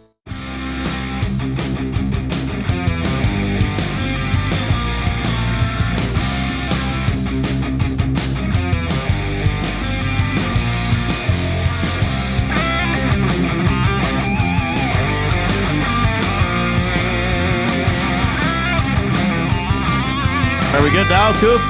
We're good now, Coop. All right. Reid Wilkins, Jason Milne, Edmonton Sports Talk, your clear choice for Edmonton Sports, presented by Play Alberta. Gaming made easy, anytime, anywhere. With Play Alberta, you've got a full casino experience right at your fingertips. Play from your phone, tablet, or computer, whenever works for you. Download the Play Alberta app today and get started with a $100 casino bonus. Just deposit $20 with promo code 100casino. Play smart, play local, and remember to use your game sense. And remember, when you go on Play Alberta, click sports, look for the EST specials. We got Jay's Play of the Day in there. We got the Dusty's thing. We got the the Grand Est Parlay. We got all that stuff. We got a bunch of fun stuff there for people to look at. Yeah, Dusty. Okay, let me just look. There's the earlier bird bet. That's at plus 260. That's Timberwolves plus 7. And Hurricanes, Carolina Hurricanes to win. Dusty's play of the day is Julius Randle, 20 plus points at minus 127. All right, look at this thing. The Grand EST or Grand Est parlay. Okay. Taylor Hall, 2+ shots on goal. Svechnikov, 1+ points. Arizona Diamondbacks versus Dodgers over 8.5 runs. Bryce Harper, 2+ bases. Vancouver Whitecaps to win. Oh, wow. Oh, my. What do you got? 4 different leagues in there. Plus 1650. I mean, wow. I mean, those are ones, hey, you just want to sprinkle a dollar on it. I mean, that.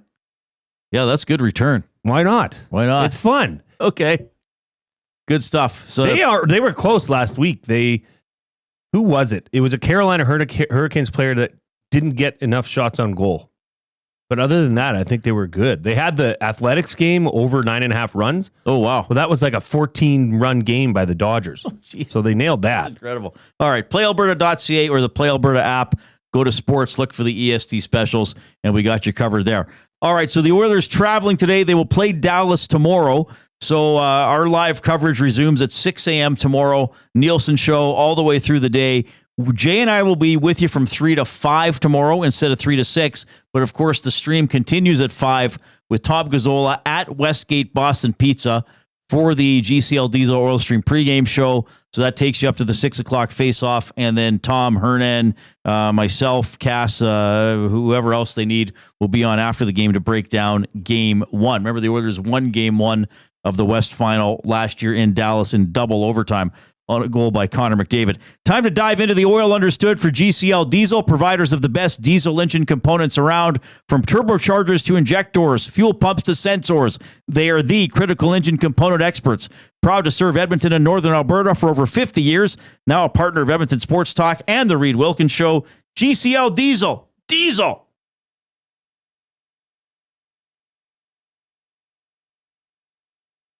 Understood. All right.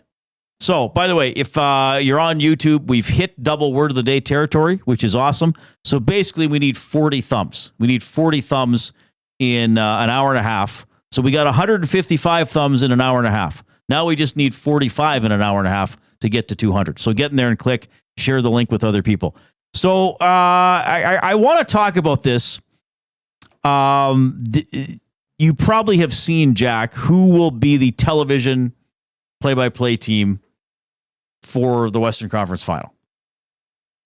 Who it'll be. You've probably seen that. Oh, yeah, Cuthbert. It'll be Chris Cuthbert, Craig Simpson. With Gene Principe. With Gene Principe as the rinkside or host, whatever they call the person. I want to get into this a little bit because I understand. First of all, I understand why some Oilers fans are mad. Because I think is angry a fair term? Angry, confused, disappointed. And I know there was discussion on other shows today. I know they were getting into it in the Hangout a little bit. I saw David Staples, who writes for Post Media, had this headline: terrible decision. Oilers fans rage against Sportsnet for changing out Jack Michaels / Louis DeBrusk team for Western Final. I mean, that's a clickbait headline and a clickbait story by Staples, who should actually try to report what's happening instead of trying to sensationalize it. But I guess he'll do it the way he wants to do it. Here's what I want to tell people. Chris Cuthbert is the number one play-by-play guy for Rogers. Okay? So he calls the big games. Okay? So I just want to, I guess maybe this is about clarifying the use of the language more than anything else. First of all, I love that people love Jack. I love that people love Jack, which is cool for me because I've known Jack almost since he started with the Oilers, and he took over from Rod Phillips. I think it was his second season calling the games. I kind of got to know him. And let's be honest, everybody, not everybody loved Jack to begin with because he was different. And that's how it goes in this business. Or quite frankly, almost anything where you're restaurants or whatever. Like it takes some getting used to. And now Jack is associated with the Oilers. There'd be a generation of younger Oilers fans who that's their guy who calls the Oilers games, right? So I think that's really cool that Jack has become so beloved because Jack is a fun guy. He's a smart guy. He's a well-prepared guy. He's a hardworking guy. He's an ambitious guy. And he calls a great game, I think. So it's cool for me. Jack's someone I would call a friend that he's admired and people want him calling the games. But I also want to emphasize, and I think Jack would tell you this too, Jack and Louis are not being screwed over by any means. This is the business. Chris Cuthbert is the number one play-by-play voice for Rogers. So now the biggest series remaining for Canada involves the Edmonton Oilers. Okay, the Leafs are out. Now, people, well, Cuthbert's the Leafs guy. No, Cuthbert's not the Leafs guy per se. Cuthbert calls the Leafs games because they have the largest audience. So your number one play-by-play guy calls the games with the largest audience in the market, which is now all of Canada. So that's why Cuthbert, guys, there was never a chance Jack and Louis were doing this series if the Oilers were the only Canadian team left. Never a chance. So they're not being changed out. Rogers is just going with its natural progression that the deeper you go into the playoffs, Cuthbert and Simpson are always doing a series. No questions asked.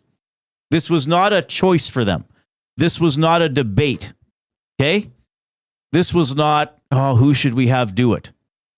I just want to clarify that.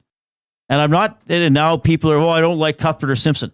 That's fine. I'm not telling you who to like. I really don't give a crap who you like. To be blunt, I love you guys, but when it comes to this, I don't care who you like. I'm just telling you how something works. Okay?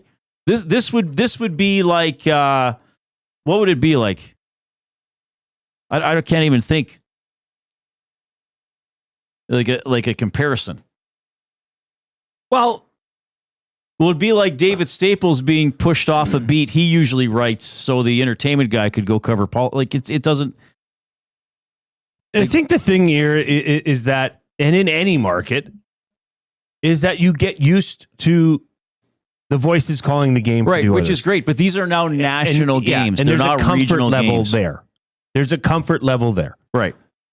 But Which as is you cool. said, and to be quite honest, I mean, last year it was not Jack and Louis doing the second round, correct? Yeah, I think Cuthbert was doing those already. So yeah, that's right. You got an extra round with your comfort zone. Right. But yeah, it's just out of the comfort zone. I mean, when you first started in this, broadcast media, when you were first coming in, people would probably reject you too. I know it's happened to me since I've been here in September. It just takes time getting used to something new. And I understand why some people would be upset about it and don't care for them because they're not used to it. Right. And hey, I honestly, sure, I would rather have Jack and Louie do it too. It's just not the formula for Sportsnet, for Rogers. Right. Right? As Chris Cuthbert is their guy. And I like Chris Cuthbert. I mean, I've grown up listening to Chris Cuthbert. He was one of our first guests on this show. Yeah, for me, I'm excited about it. And I mean, Craig Simpson bled for this team for years. He's got a connection here to Edmonton, so there is that. I mean, the guy who actually loses in all this is my good friend Cam Moon. Yes. So Jack has a guarantee that if he doesn't do a TV game, he does the game on radio. So Cam Moon, by the way, Cam Moon had never done NHL playoff games before this year. And brilliant. Right. He's brilliant. So, because Jack did not do the first round on TV last year. Right? I think this was the first time Jack did TV in the playoffs. Right. So now Mooner gets bumped off. Like I texted Mooner today. I said, "Are you even going to Dallas for the first 2 games?" He said, "No." Right. So I get it. I'm glad people love Jack and Louie. I get it. You're making a good point about who you're comfortable with, but this is not a conspiracy. This is them. This is Rogers using Chris Cuthbert as he was hired. Well, right? and I don't mind what Jen Cool says in the nasty chat. It would just be nice if the team broadcast followed as a privilege to be in the playoffs. Right? They did the call all season. But that's not how the deal works. And I'll tell you what, in the NFL, it doesn't work that way either. When you have regional coverage or you're used to your broadcast team that's calling your team's games, well, as soon as the playoffs happen, that's out the window. Right. Right? They go with the big guns. Yeah. So I just wanted to sort of explain that's how it's going. But they're not being treated unfairly or backstabbed or anything like that. Would anyone have suggested that, though? That they're getting backstabbed? No, maybe not. Okay, I'm using an extreme term. This is not new territory. But it's not like they thought they were going to do it, and now it's like, hey, we're going to have Cuth do it. It's like, no, they knew the deal. So I'm just saying this is the deal. It's not like, well, why would they pick Cuth? They're not picking Cuthbert. That's his job. Cuthbert calls the big series and the Stanley Cup final. And now the Oilers are the big series. You'd be glad that the Oilers are in it. That's a good point. Probably the best one out of this. Should we get to a few limericks?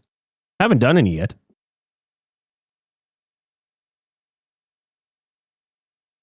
Hang on. Just hang on. 15 seconds away from a trip to the final. Here's the finish. 2-1 Edmonton.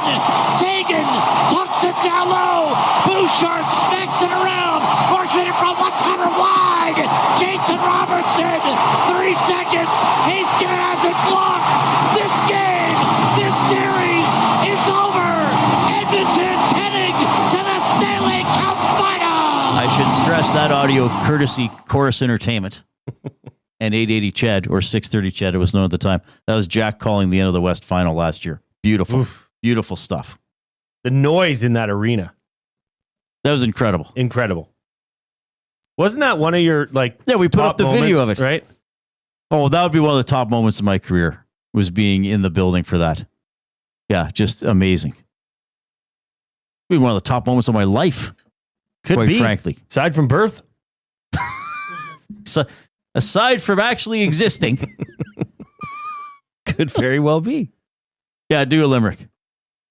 Okay, this comes from a Bootski who was here earlier. He was here earlier. Yeah.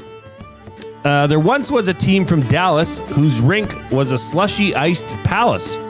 They're far from inept, but still could get swept. Left calling for their dear Auntie Alice. Pretty good. That's pretty good. Not bad. That's a good effort. I think I said auntie weird. I should have said auntie. Auntie? Well, Auntie. some people say aunt. Auntie. Auntie Alice. Jeff in YYZ, his limerick. Leafs fans are again shouting phooey. Their core four will go all kablooey. Enough of Toronto. Round 3 starts pronto. Sunday's matinee is sure screwy. Yes, we have a 1 o'clock game in Edmonton on Sunday. Well, what are you going to do? Oilers are better in matinees now than they used to be. Used to be almost a guaranteed loss. Well, and you can read back to the point about the broadcast crew. If you really want to, you can tee it up and watch it and listen at the same time. Well, you do whatever you want. You can listen to the radio while you're watching the broadcast. Wheels Farhat says, I think Sportsnet is going to cheap out tonight, use TNT or EST to broadcast. I do not think that is correct. I believe that the number 2 crew of Bartlett and Galley is calling that game. Mm-hmm. Yeah. Friend of the show, Kyle Bukowski. Yeah, he's been on a couple of times too. But I mean, it's cool that people have connections to their announcers. And I think play-by-play guys occupy a special place because they were really capturing the emotion. Their words are associated with the call, right? I mean, everybody can hear Marchant in overtime and hear, Rod Phillips and all that kind of stuff. So it is cool. But again, this is not, I just want to emphasize that this is not Jack or Louie being brushed aside or skipped over. This is the natural progression of things of how Rogers employs their broadcasters. Interesting question comes in from Liquid Beaver, and then I know we'll get the break. Maybe you can answer it after. I'm not sure. He says, I really like Chris Cuthbert. I think he's solid. Do you guys remember how he got his big break for calling games on Hockey Night in Canada? Yes, there was a power outage at a Boston-Montreal game, and he was like the reporter at, I can't remember who it was, Washington playoff game or something. So CBC had to show this game instead because they couldn't show the Canadiens game, and Cuthbert had to do like 2.5 periods all by himself, play-by-play on color. So he was probably on the track to be a playoff guy. Oh, well. Anyway. But yeah, that's basically what. You don't remember that? Well, you would have been pretty little. I was already in junior high. Just a wee little kid. All right, 780-218-9999 is the River Cree Resort and Casino inbox. If you're taking us in on YouTube, keep clicking the thumbs up. 30 more thumbs to have yet another 200 liked show. Speaking of somebody who's 200% liked, the Coop.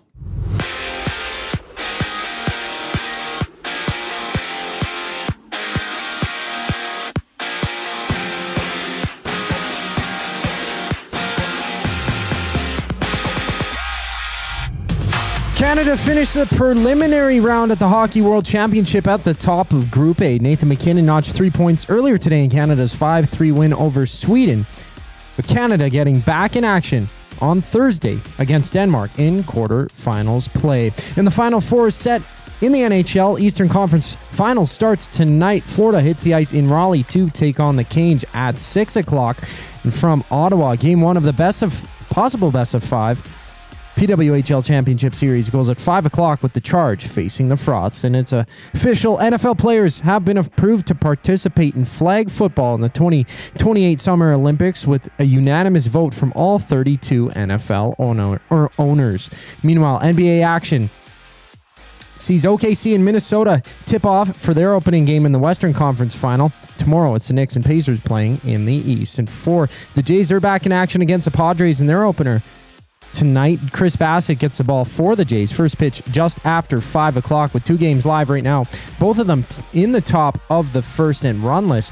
Reds against the Pirates and the Cubs meeting the Marlins. This sports update is brought to you by Windsor Plywood Leduc. Locally owned and operated, serving Leduc and surrounding areas since 93. They have doors, flooring, baseboards, and of course they have plywood. Go see the knowledgeable staff today at Windsor Plywood Leduc. I'm Zachary Kubish. That was your sports update. The show rolls on once we get back from break. Get your fix every single game with the GCL Diesel Oil Stream pregame and postgame shows with Tom Gazzola and Hernan Salas. Whether it's breaking down the starting lineup, predicting key matchups, or diving deep into the game's biggest moments, Tom and Hernan are here to give you the best insight and analysis in the city. After the final horn, get the breakdown of every key moment, performance, and player reactions. It's your one-stop shop for all things game day. Catch the GCL Diesel Oil Stream pregame and postgame shows with Tom Gazzola and Hernan Salas. Only on Edmonton Sports Talk, your clear choice for Edmonton sports.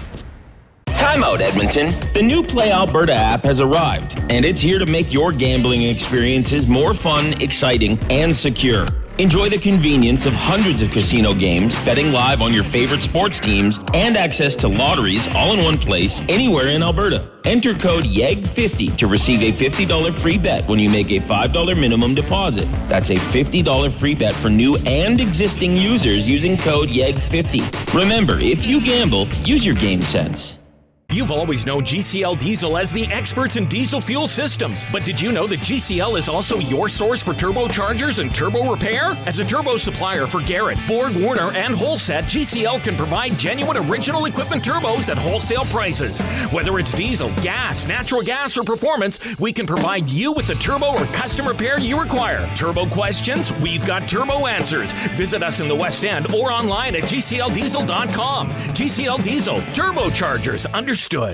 Keep your team jersey and rally towel close by and help bring the championship home. For all your other treasures, store them with Sentinel Storage. Store Canadian. Try 4 weeks free at sentinelstorage.ca. Proud partner of the Edmonton Oilers.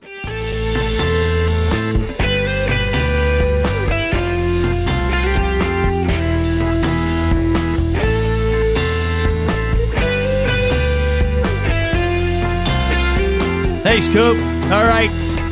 4:46. Hope you're having a great day. Tuesday. Hope you had a great long weekend. Honoring Queen Victoria. Jay Milne and Reid Wilkins coming to you from the Banquet Studio. Make your birthday epic at the Banquet Bar. Bowling, drinks, and a vibe you won't forget. Book your party now at thebanquetbar.com. Should I do? I don't know if I should do this or not. Should I play that other? I might get a letter or phone call from my former employer. Why? But I'll do one more. Can I sneak it in? This is one of my favorite pieces of Jack play-by-play. Should I do it? I don't know if I should do it. Do it. I don't know if I should do it. Why not? I might get in trouble. Okay, I'm going to do it. You're doing it. And I'll live with the consequences. Live with them. You only have one life. And Matthew Tkachuk and Ethan Bear are going to drop the gloves. Bear belts him with the right hand. Tkachuk counters with a straight right. Right hook, Ethan Bear. Left jab, Matthew Tkachuk. And now we're going to have a goalie fight. Bear throws a right hand. Here comes Cam Talbot and Mike Smith. They're going to go at center ice. Talbot short with a right hand. Smith, 3 clubbing right hands. Right hand Talbot. Big right-handed shot from Mike Smith. This is the battle of Alberta we've been waiting for 3 decades. Hey, how good was that? Unreal. That was great. It was unreal. It was great. I just love when he gets into that range. He's great at calling fights. A lost art? Is that still that was the only fight in the playoffs so far? Was Frederick against Haig? Is that the only fight? I suppose, yeah. Well, didn't Wilson and what's his face get fighting majors for fighting on the bench? Well, yeah, that was a or melee. did they not? Or did they get rough? I don't even know. I don't know. That was good. Jack's great. But he will be on radio during the Western Conference Final, and Cuthbert and Simpson will be on TV. And I should stress too, those guys aren't Leafs guys. They call a lot of Leafs games, but that's the job. That'd be like saying if Dustin got 10 Alouettes games, in the season, that he's an Alouettes guy. No, that's just how they're scheduled sometimes. Anyway, what are we doing here? Oh, are we doing our picks? Oh, this is exciting. Let's get into it. Are we doing our picks? Sure. Buying or selling, our predictions. For Damon Bunting, a consistent top-producing realtor in the greater Edmonton area for over 17 years, he and his team would love to help you find that right home or make the move from your current home. Community-driven, he understands what it takes to make a difference in our city. Check him out, DamonBunting.com. Instagram handle, Damon Bunting Real Estate. All right, so in the second round, let's just recap, everybody. Jason Milne correctly picked exactly Florida in 7. I had faith in the Maple Leafs. They have left. I had Toronto in 7. Neither Jay nor I believed in the Carolina Hurricanes. I had Washington in 5. Jay had Washington in 6. I had Dallas in 6. I once again picked against the Jets. I was correct this time. You're absolutely exactly. I had correct. my first and only exact pick so far in the playoffs. Jay had Winnipeg in 6. I wrote underneath my Winnipeg pick, Hellebuck bodies Dallas. That did not happen. Bodies Dallas. Like, what does that mean? Like pick him up and body slam him? Yeah. Good body you. Jay had Edmonton in 6 over Vegas. I had another Edmonton sweep. I had Edmonton in 4. So we both went 2-2. Coob had the Oilers in 6. Oh, Coob had the Oilers in 6. Jed Roberts had the Oilers in 6. So after 2 rounds, Jason Milne is 9-3. Excellent. I am 7-5. I have picked 1 series exactly. Jay has now picked 4. You were doing great. This is easy. Tiddlywinks. Like you're all nervous going in. It's like, oh, I've never picked before. I've never been a host of all this. I've never had to make picks live on air. I'm just like, just pick them. Just pick them. Well, he's like, never wrong. Well, technically, I'm still not a host. I'm a co-host. Well, you're on-air talent. Well, some would dispute that. Did you do Bronco Knicks? No, we didn't do Bronco Knicks Limerick. We set off on the journey of round 3. 4 to start, which 2 move on. We'll see. Too close to call. Whom will rule all? At least we know the core 4 have a T. Well, let's keep it going, and we'll get to shots at the VR Leafs, Montenegro's Limerick here. VR Montenegro going as Vengeful Ravager Montenegro. Upsetting prediction. Here is the rigmarole. Zach loves the Stars. Their combined greatness he does extol. Garbage takes by the Coob. Oh, gosh. Robin Yangyam Boob? What is this word? Brobdingnagian. Brobdingnagian Boob. I guess we can expect. What does that mean, I guess Coop? what can we expect from the ultimate troll? Why is VR Montenegro mad at you? Because I picked the Stars to win in 6 against the Oilers. Oh, did you on the other show? I didn't hear that. Okay, so well, he's making his picks. You got to pick with your brain, not your heart. So you're just That's like fine. the rest of them, eh, Coop? I think I picked Dallas last year. Did you? Yep. So did I. I was wrong. Hernan picked the Kings in the first round for this one. No, he didn't. Did he? Yeah. Hernan didn't pick the Kings. It happens. You make picks. Are you sure Hernan picked the Kings over the Oilers? Okay. Twiz says, I'll click, click, click if I hear thumb, thumb, thumb. What are you talking about? Oh, okay. I'll play it. I thought he would have heard it earlier. Click, click, click. Must you click? Please, please click. Must you click? You must click. Thumb, thumb, thumb. There it is. Is that what they wanted? Now I guess the click should is that go what up. the audience wanted? All right. So round 3 picks. We will start in the Eastern Conference with Florida, Carolina. You will go first. Well, I kind of alluded to it earlier. That I think Carolina. I just think it's their year. I think they play a better team game, which is impressive considering Florida. But yeah, I'm going to take Carolina in 7, Reid. Which means Carolina in 7 would mean Carolina wins 4 games. Right. And Florida, Reid? Yes. Florida would then win 3 games. Not a sweep, though I'm sure our morning show will find a way to label it one. Well, what kind of a sweep do you think it's going to be? I think it's going to be a checkerboard. I think Carolina's going to come out and take 2 at home. Okay. All right. So win-win. WW. LW. LW. That's 6 games. LLW. WWLWLLW. So what is that? That is, I don't know. I don't have a name for that one yet. I don't know. Carolina in 7. What do you got? I'm going to tell you something. Carolina was in the conference final in 2009. They lost 4-0 to Pittsburgh. Carolina was in the conference final in 2019. They lost 4-0 to Boston. Carolina was in the conference final in 2023. They lost 4-0 to Florida. This is going to continue. Florida sweeps them. Woo! I'm taking Florida in 4. I don't care that they didn't have a break after the Leafs game. I don't care that they're starting on the road. They're going to go in there and win. Carolina will be up to 16 consecutive losses in the conference final in a week. See, I just can't buy that. I can't get on board with that. But I'm glad you did. Florida in 4. I'm taking Florida in 4.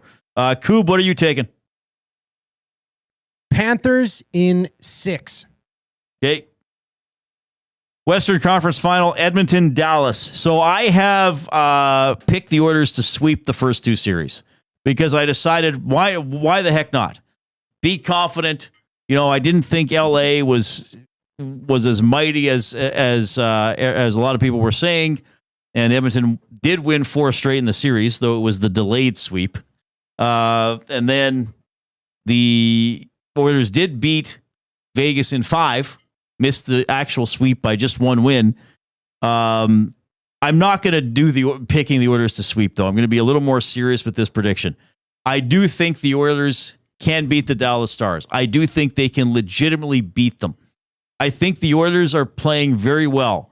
I do not think the Oilers are unbeatable, but I think they're going to be pretty darn hard to beat 4 times in 7 games. I'm taking the Oilers in 6. And so that means I have a rematch of the final from last year. I just think that the way this team's playing, that's the only question mark, is if the team can keep playing and Stu Skinner can be above average. If that happens, then I don't see this being a long series. I've got the Oilers in 5, which means, Reid, the Oilers would win 4 games. Yes. But Dallas would only get to win 1. Before the Oilers win the 4th. Right. Before then the Oilers would win the series, right? Yes, I know it's a 7-game series, but I'm suggesting that the Oilers would win 4. Yes. To Dallas's 1. Right. I know it's hard to follow, so it would be Oilers in 5. Just like they beat Vegas. Well, I guess that's called something. 5-game win. That's what it's called. It's called something else. And Coop, well, not on this show. Not by this guy anyway. Well, what fashion do they have to win in 5 for it to be a gentleman's sweep then? WWWLW. Okay. But it only works if the higher seeded, if it's a mismatch. Well, apparently it is. Coop, what are you taking? You're The taking Stars Dallas in 6? In 6, but it's no gentlemanly sweep or anything like that. You suck. The Big Uke says WWLWLLW is called a long form sweep. Yes, it is. That's pretty good. They're going to do, I heard them talking about it this morning. Those guys are always, if the Oilers win in 5, they're going to do another gentleman's show. I think Dustin and Eric. They have to. That was fantastic. That was great. And they have a bottle of port here still. Which is cool. I may have that. I may finish that. I may just keep resealing it, and then they'll open it. They'll be like, just adding water. Yeah. No, I would leave it like a quarter full. I've never been a port guy. Some port's pretty good. Some of the tawny port is good. I would recommend. Is it supposed to be a dessert wine? Port? I think so, yeah. Because it's a little sweeter. But I think some are sweeter than others. I think the tawny is sweeter than just the. I think Monge. I don't know how you say that. Port's good. I don't mind port. I haven't had port a lot lately though. Keep clicking the thumbs up on YouTube. We are 12 away from 200. So let's get in there. Another 200 thumb show, especially when the show is only 2 hours old, would be awesome. And then we're pouring gravy on ourselves. Gravy. Then we're dipping our thumbs in the gravy. Gravy clear. Did you ever see that Rupert G. Letterman thing? Yeah. You know how Rupert G would wear the sandwich microphone, and he would from the deli, and he was serving, and somebody ordered water, and he's walking up, and Letterman goes put a finger in it or something. He holds it by the rim like with his thumb in it, and the woman was like, "That's disgusting. You had your thumb in it. Bring me another glass of water." So then he puts on a rubber glove, and he puts the thumb of the rubber glove in the water and brings it to her that way. That actually is interesting. That was well before its time. Because he would have an earpiece in, right? And David Letterman would tell him what to say. Like across the street. From Rupert's Deli. Yes. And But that then led to, what's that show, that comedy show with the 4 guys that do that and they can't break character? Practical Jokers? Yeah. Oh, I've never seen Impractical Jokers. Okay. Or is it Practical Jokers? Impractical, yeah. Like that, that's it now. And Punked, right? Ashton Kutcher's. Oh, right. Punked. Yeah. Huh. Interesting. I forgot about Rupert G. That was a great time. Yeah. His store was busier than could be. Yeah. Tourists. When I was in New York, I saw Rupert. Did you? Standing outside. Was he just walking? No, he was just standing there talking. Sitting outside having a dart? What a thing for him, eh? To all of a sudden be known for being on Letterman. Just because Letterman does weird stuff. Incredible. Anyway, great. it's 5 o'clock. You can text us 780-218-9999. That's the afternoon inbox presented by the River Cree Resort and Casino, home of the Kitchen Restaurant. All you can eat surf and turf for just $59.99 every Friday from 4 to 10 p.m. Okay. Keep clicking the thumbs up.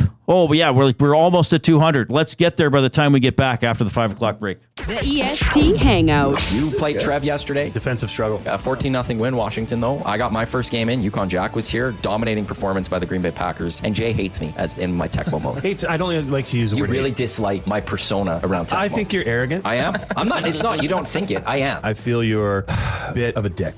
The EST Hangout, presented by Sentinel Storage. Weekday mornings 9 to 11, only on Edmonton Sports Talk. Your clear choice for Edmonton sports.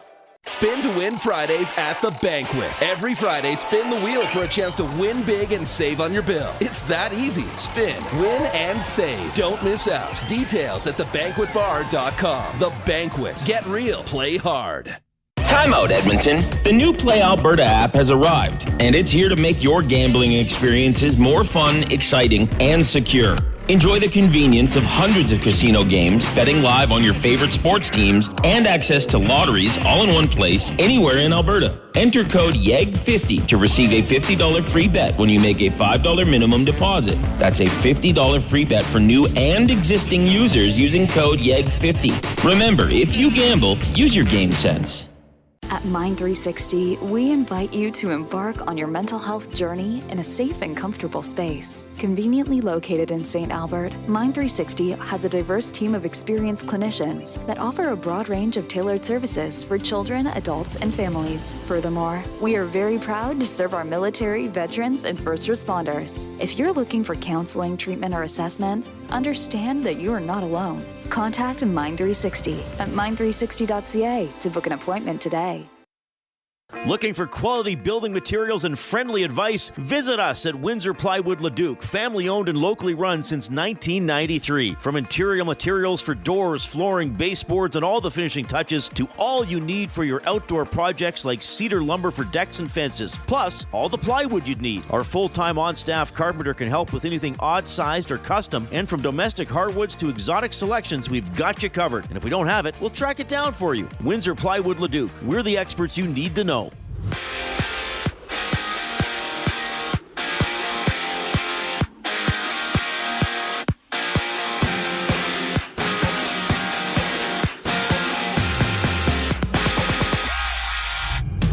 Canada gets set to play Denmark on Thursday in quarterfinals action at the Hockey World Championship. Canada beating Sweden 5-3 earlier today to take first spot in Group A. And from Raleigh, Game 1 of the Eastern Conference Finals goes down between the Panthers and Canes, with Carolina being swept in their one and only meeting in the playoffs back in 2023.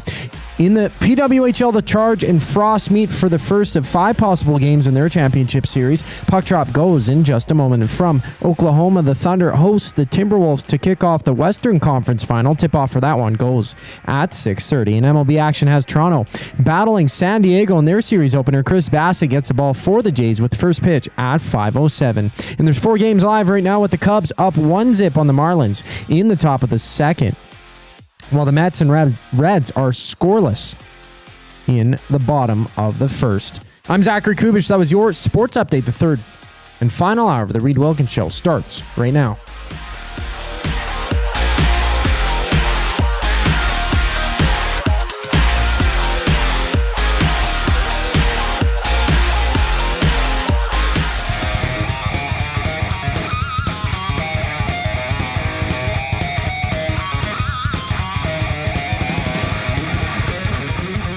Well, this is a bit of a little up-tempo ditty, isn't it, Coop? You've certainly been scouring the YouTube archives for songs better suited to a playoff atmosphere. Good job, buddy. Reminds me of Van Halen. A little bit of a hot for teacher vibe. I don't feel tardy. Got it bad. Got it bad. we should do a. We should have like a separate little thing, a speakeasy version where we do. Yeah, like we do rock lyrics, but just in a regular voice. Yes, just read them very somberly. Cool. Put that on the summer list. Yes. Do we have a summer list? We have the stuff on the whiteboard. We have a whiteboard. There. The whiteboard you've been adding things where we to, just, and whenever we're thinking of something, and Reid's like, "Well, that would be good for the summer list." At the drive-in, in the old man's Ford, behind them bushes, until I'm screaming for more. Down the basement, lock the cellar door, and baby, talk dirty to me. I may have missed some of the lyrics. I don't know. That'd be fun. Or do it in spoken rock lyrics. Yeah, spoken. Yeah, and we could light candles in here and share poetry. That'd be amazing. Yes. Well, we could maybe start our own show. Sure. Late night rock. Well, poetry. should we tell them about one other one that we were talking about? Maybe. Well, the one today? No. Well, I don't know which one it is. Writing a screenplay, but just one scene radio at a time on the show. One scene at a time for several weeks. Yes. Well, we could and do then something putting like it all together, having the EST crew act it out, and then show it debut it on the Reid Wilkins show. That would be phenomenal. Got a limerick from JD. He says, this limerick is a correction to last week's, where I erroneously suggested Reid pick the Oilers to hoist the cup. All right. Well, I'm glad he gave some backstory to it. Those we love your limericks. We don't remember all of them, everybody. We often don't remember the previous hour of the show. So here's what JD wrote.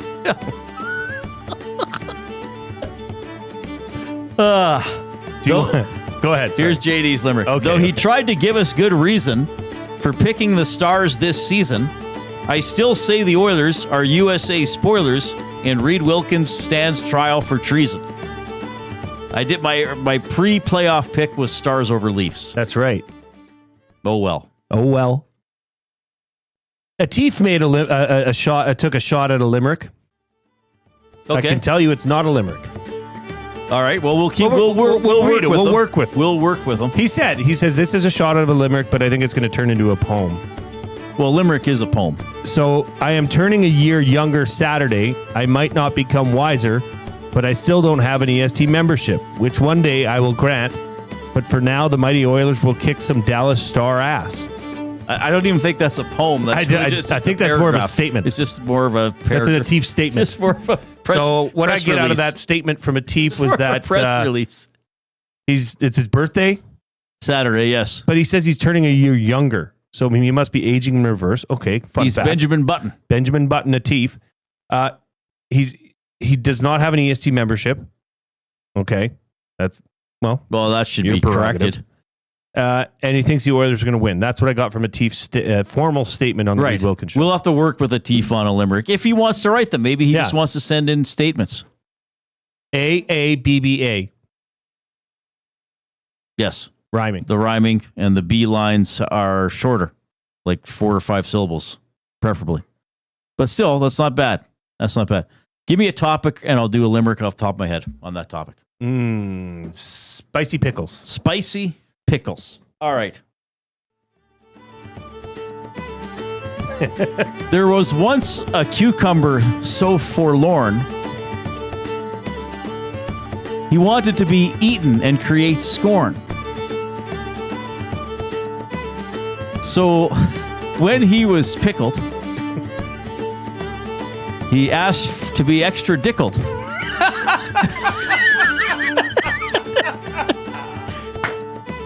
And now, the rumblings of intestines are born. Yes. Oh, that's the best I could do. That was a good one. Dickled was stole the show. Yeah. All right. Well done. What are we doing here? Oh, yeah, we got to do Fired Up for Gemco Fireplaces. Proudly serving Edmonton area for 45 years, the authorized dealer for Napoleon Fireplaces. Whether it's gas or wood burning, look no further than Canadian-made Napoleon Fireplaces. All the Napoleon products you need are available at Gemco, 9281 50th Street. See, first, like, to get that limerick, you have to know that they're first cucumbers, right? Yes. I don't know if everybody knows that. Oh, I think you would. I bet you there's somebody out there who's like, cucumbers and pickles aren't the same thing, Reid. Well, I guess technically they're not. Big Uke says AABBA wheels was more like ACDGY. That's fine. That's what it is. Wheels, keep trying. Yeah, like, we want your limericks. You just have to realize we want to coach you to write better limericks. Yeah, AABBA. By the way, thank you, Nasties. You guys are great. And gals, we're over 200 thumbs. What we do is if we need that extra push over the cliff, you know what we do? Put it up to 11. 11, exactly. One louder. Why don't you just make 10 louder and make 10 be the top number and make that a little louder? These go to 11. All right. So let's see how high we can go. Show records 353. Might be tough today, but let's see how high over 200 we can go. We will have a double word of the day before 6 o'clock. All right, fired up. You're fired up. Yeah. I was fired up, but I didn't do the appropriate research on my topic. Maybe I'll check now. I'm fired up for what was Elks Fan Day over the weekend.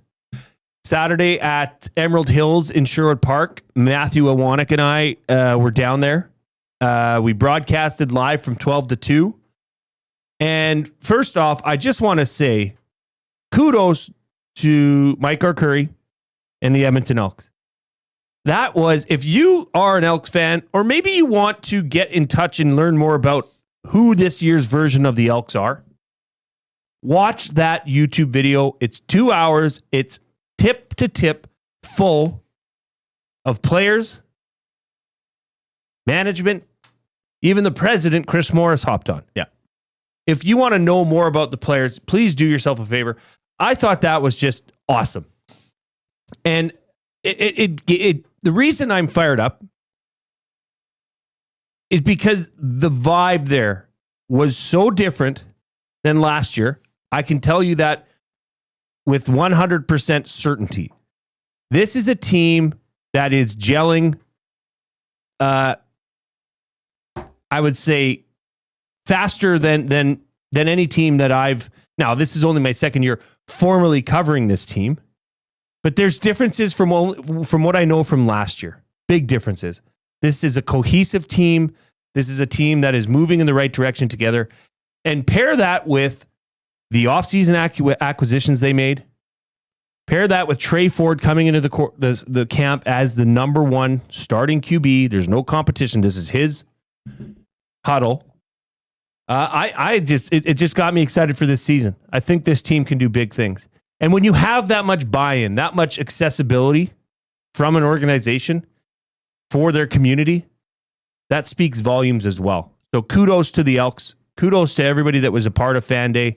And if, like I said, if you are a football fan, a CFL football fan, and more importantly, an Elks fan, watch that video. You can find it on Edmonton Sports Talk's YouTube feed. It was fantastic. I can't say enough about it. You guys did a great job. I mean, it was just player after player, Morris jumping on, like incredible. Like, I was just like, this is so cool. Like, I feel like I'm there and I'm just a fly on the wall listening to all these great interviews. Awesome show.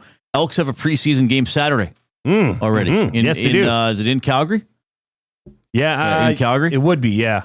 And Calgary and BC played yesterday already to get the preseason out in Victoria. started. Oh, yeah, that's right. That's on the island. That's what they say. Yeah. I'm going to be fired up about one of my colleagues, a guy I've gotten to know, and I think he's great. Does a great show. He's on 1 to 3 p.m. before us, EST afternoons. And I am so happy that he's doing this. Hernan Salas has entered the Edmonton Half Marathon, which is in August. He is, I just double checked with him. This is going to be his first half marathon. Really? And I am just so happy for him, and I'm so proud of him. When is it? It's August. It's usually the third Sunday in August, I think. It's the Edmonton Half Marathon? Yeah, it'll be the whole same weekend as the Edmonton Marathon. There's usually a 5 and a 10K along with as well. I'm not sure exactly how they're scheduling it. But I've done that race several times. As you know me, I probably referenced, I really am no longer a runner because of some issues I've had with my feet. But I'm very happy for other people running. And I didn't talk to Hernan about this today. I think this is going to be one of the highlights of his life, running this race. It's such an incredible sense of accomplishment and camaraderie once you're out there. I mean, yes, you got to train and yes, you got to prepare. But once you get to that finish line, you've already accomplished something. Like, it is true. Like, I always heard that as a cliche. Like, once you've made it, once you've made it to the start line, you've accomplished something. Now you get to run the race and enjoy it. And yes, it's not always enjoyable. Like, you get tired. You may be pushing your body further than it's ever gone, but the whole process of the whole vibe of race day is just so incredible and so rewarding. And it's entirely positive. Now, again, I'm not saying, hey, Hernan, you might be sore after, but once you're out there, like everybody's trying to accomplish a goal, and there's so much energy along the circuit. Like, people line up and cheer and have signs, and we'll do fun things. And then you get to go out there and run, and then you get to the finish line, and you've done it, and it's just so cool. So I'm so happy that he's doing that. I'm How so far happy. is that? 21.1K.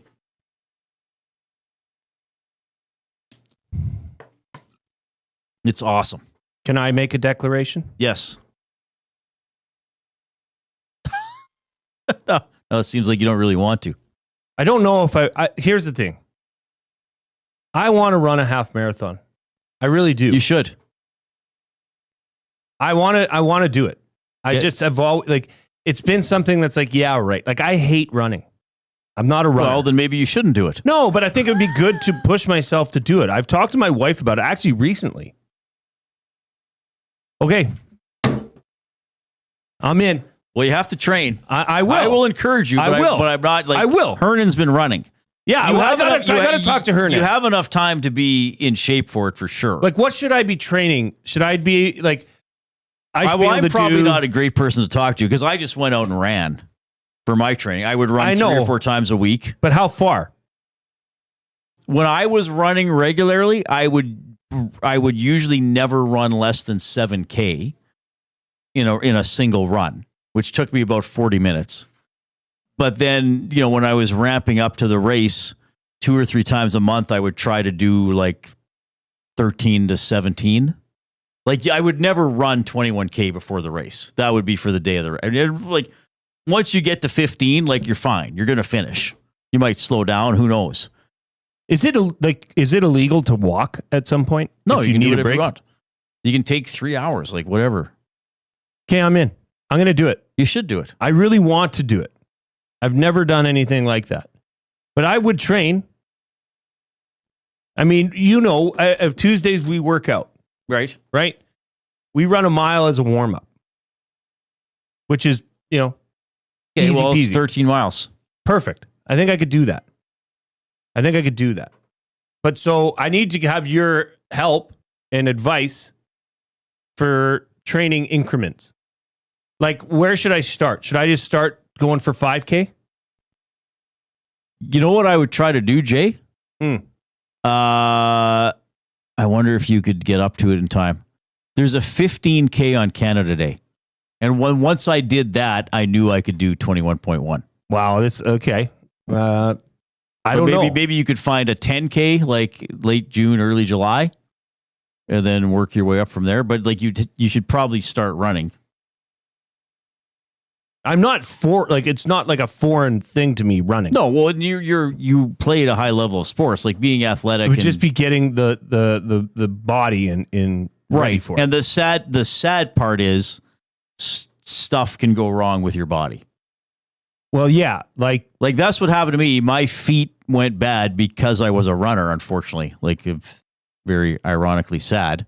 Yeah, but it's so rewarding and so wonderful. I'm going to do it. And especially if Hernan's doing it, I'll have a running buddy. Yeah. Like I Somebody to keep you hope you do it, going. and this is why I'm so happy for Hernan, and I guess selfishly, because basically the process of really no longer being able to call myself a runner is one of the most painful things I've ever been through. Like to not label myself that and not have that as something that I do. So when other people want to get out there and do it, that's why I'm like, go for it and do it. I mean, be smart about it and take care of yourself. But I'm sure I can Google something like how to train and prepare for or a get in half touch with marathon. somebody at the running room. Say, hey, do you have any plans, or join a running group or something like that? Absolutely. I don't know about that. Well, I know you're a bit of a lone wolf. That's what I'm like too. I always liked running alone. Yeah. You can do it, Jay. Maybe you do a 10K and you still feel great. Like, who knows? Why not? Well, maybe doesn't have to be a half. Maybe I should start with this 15K. The Canada Day. Yeah, well, start with training. Yeah, start with training. Okay, I think I know I can do it. Of course you it's can just I just got to get there. All right, 780-218-9999, the River Cree Resort and Casino inbox. Jay and I, of course, are coming to you from the Banquet Studio. Craving a late night snack? Check out the Banquet's new late night happy hour menu, Sunday to Thursday, 9 p.m. till close. Enjoy favorites like sweet and spicy lettuce wraps or the Banquet Burger at happy hour prices. The Banquet. Get real, play hard. Do we have our guest ready to come in?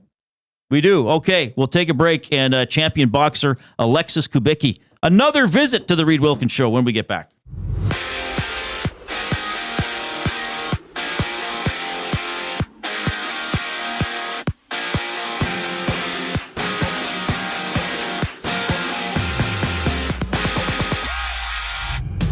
Finishing at the top of Group A overseas at the Hockey World Championship, Canada prepares for Denmark on Thursday in quarterfinals action, with Denmark fresh off a 2-1 win in the shootout against Germany. In the NHL, Matthew Tkachuk and the Panthers clash with Andrei Svechnikov, and the Canes' Game 1 puck drop goes at 6 o'clock. And out in Ottawa, the Charge hosts the Frost in Game 1 of the PWHL Championship Series. That one's just getting underway. On the court, the Thunder and T-Wolves have their series opener for the Western Conference Final with tip-off at 6:30. In the MLB, Toronto and San Diego are runless in the bottom of the first inning, with 6 other games live, including the Nationals and Braves locked at 3 midway through the second inning, and the Cubs and Marlins tied at 1 in the bottom of the third. This sports update is brought to you by Find Edmonton. Find takes your unused furniture and home goods to help those moving out of homelessness. Get donations picked up or drop them off free of charge. Visit findedmonton.com or call them at 780-988-1717. Alexas Kubicki in studio once we get back from break. I'm Zachary Kubish, and you're up to date. The Nielsen Show with Lieutenant Eric. Craig Bunting. It's been a spectacular failure. And unless somebody in Toronto comes out and says, we're happy being an artistic team and having regular season success to continue along this path, that's how they were conditioned under Dubas and Keefe. And so now you're playing in the playoffs, and now it's hard. Brad Treliving has some work to do. Nothing should be off the table. Everything should be considered. The Nielsen Show with Lieutenant Eric, presented by South Fort Chevrolet. Weekday mornings 6 to 9, only on Edmonton Sports Talk, your clear choice for Edmonton sports. Strike up some fun at the Banquet Bar. Bowling, drinks, and a great time with friends, where the good times roll. Whether you're here to bowl or just hang out, the Banquet Bar is your go-to spot. Get real, play hard at the Banquet. Hey Edmonton, ready to take advantage of lower rates and better pricing? South Fort Chevrolet in Fort Saskatchewan has you covered. From rugged trucks to sleek SUVs. And with over 40 years in business, you can trust that you're getting the best deal on your new ride. As the proud title sponsor of the Nielsen Show, EST listeners can drive a little to save a lot with South Fort Chevrolet's transparent pricing and down-to-earth sales team. Visit us today in Fort Saskatchewan or online at southfortchev.com. Your home for great performances is the River Cree Resort and Casino. My mother used to let us not lock the doors. She's like, if you're locking the doors inside of the house, it means you're doing something you shouldn't be doing. Yeah, that's why we lock the doors. Host of the Bad Friends and Whiskey Ginger podcast, don't miss Andrew Santino, Freeze Peach, live at the River Cree May 22nd. Michael, what are you doing? We have locks on the outside of the house to keep criminals from coming inside. There's no criminals inside of this house. Yes, there are, Karen. Get your tickets at rivercreeresort.com. Excitement, bet on it. Keep your team jersey and rally towel close by and help bring the championship home. For all your other treasures, store them with Sentinel Storage. Store Canadian. Try 4 weeks free at sentinelstorage.ca. Proud partner of the Edmonton Oilers.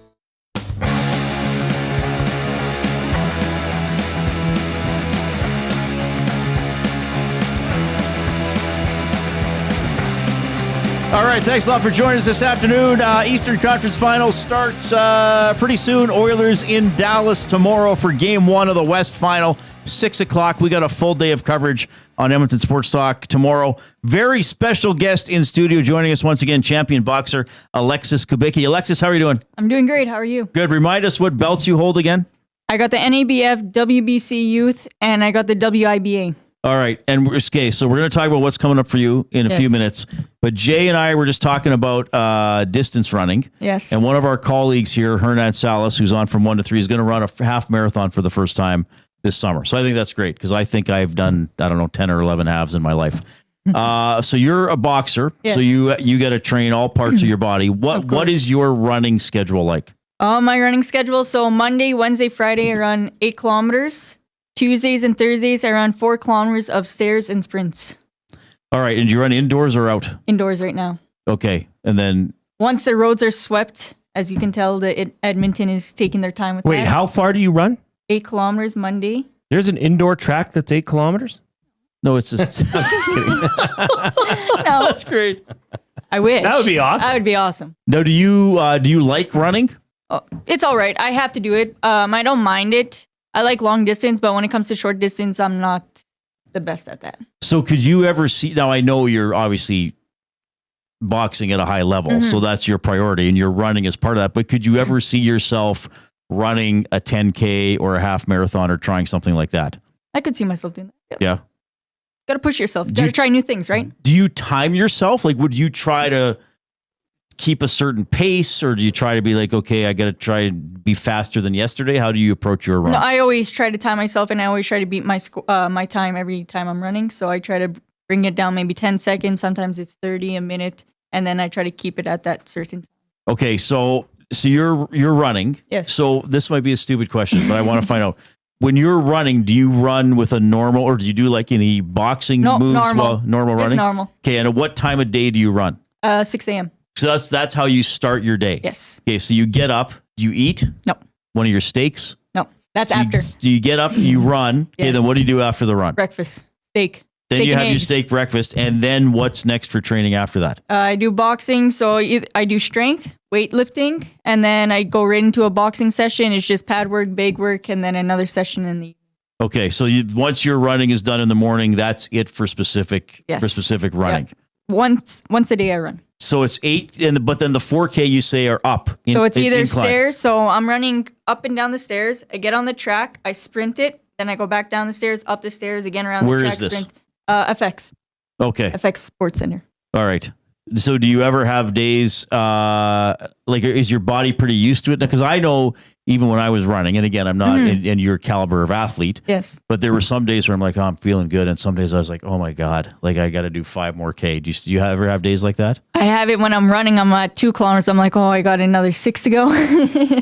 So yeah, no, there's plenty of those days when you don't want to run, but then you push yourself and you actually beat your score. Do you listen to music or just, because I like just kind of thinking or even just clearing my mind? No, I listen to music because I'm used to that. And like every training session, I always have music going. So music gets me going. Okay. Do you have any tips for me? I'm going to do this. I'm going to join Hernan and I'm going to attempt to run a half marathon. I would first start off with 5 kilometers. 5K. Yeah.